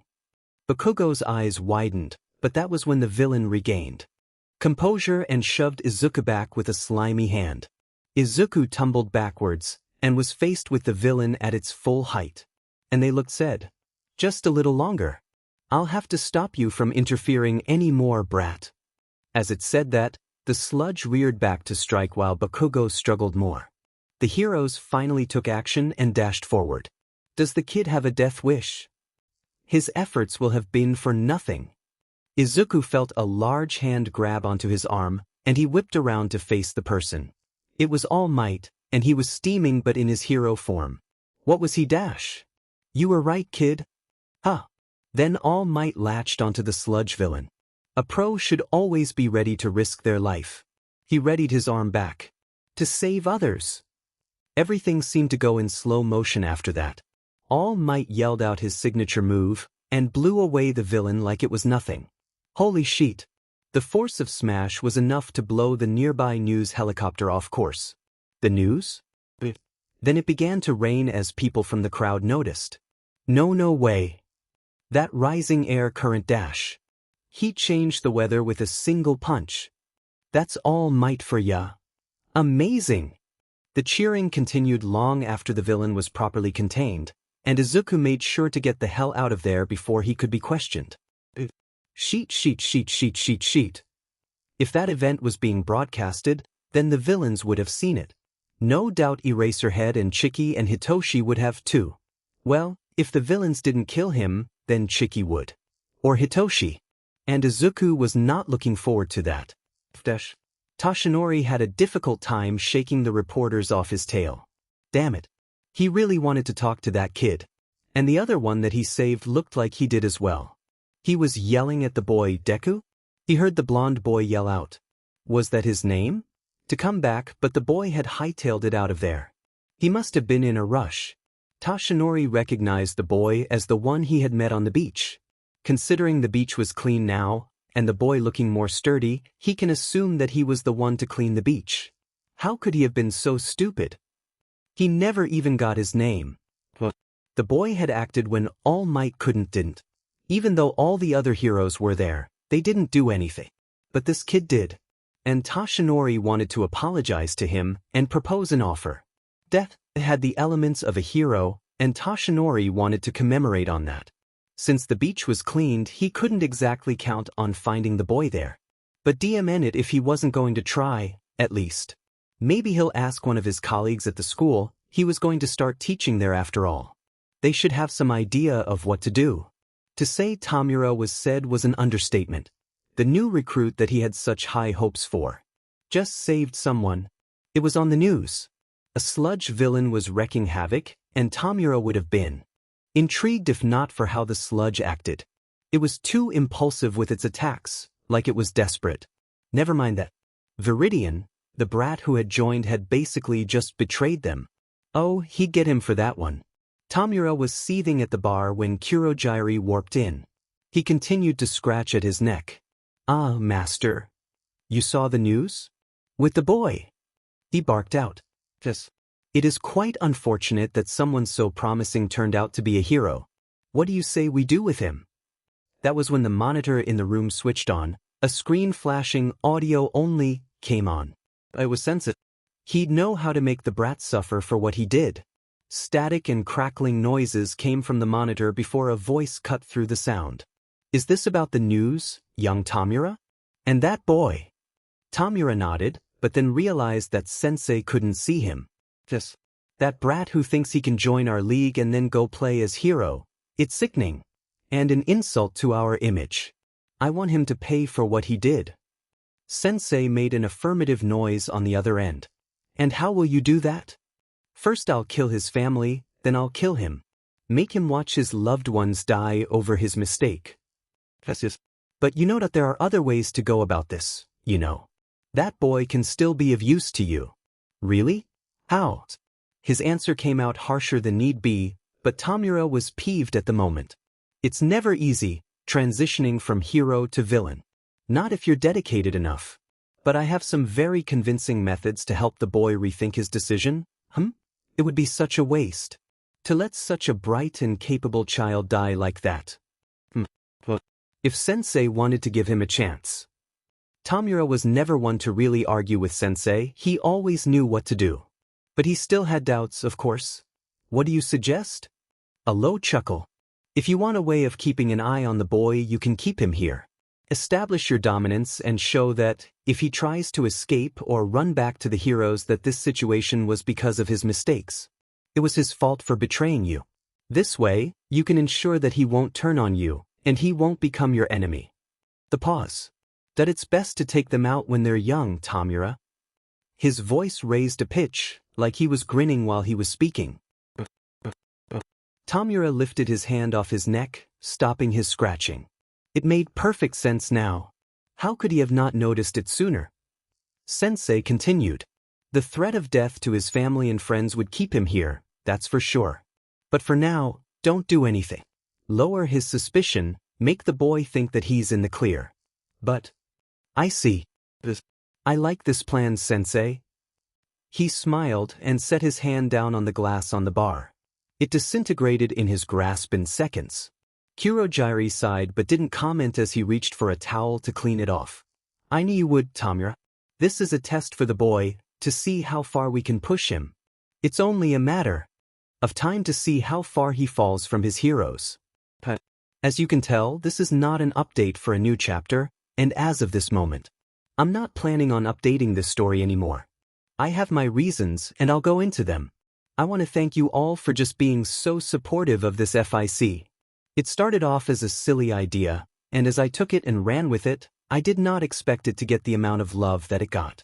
It was and is astounding. As for my reasons, here's why. The main reason is just I don't have enough motive to write for this FIC anymore. That, coupled with me not having planned out this story very well at all at the very beginning, was just, I was going to write myself into a corner. And so I stopped writing it. Will I continue someday? Maybe. But anytime soon? Not planning on it. If you guys have any questions about anything, such as this FIC or what I was planning on doing with it, feel free to ask. I'd love to share. Thank you. Have a great day.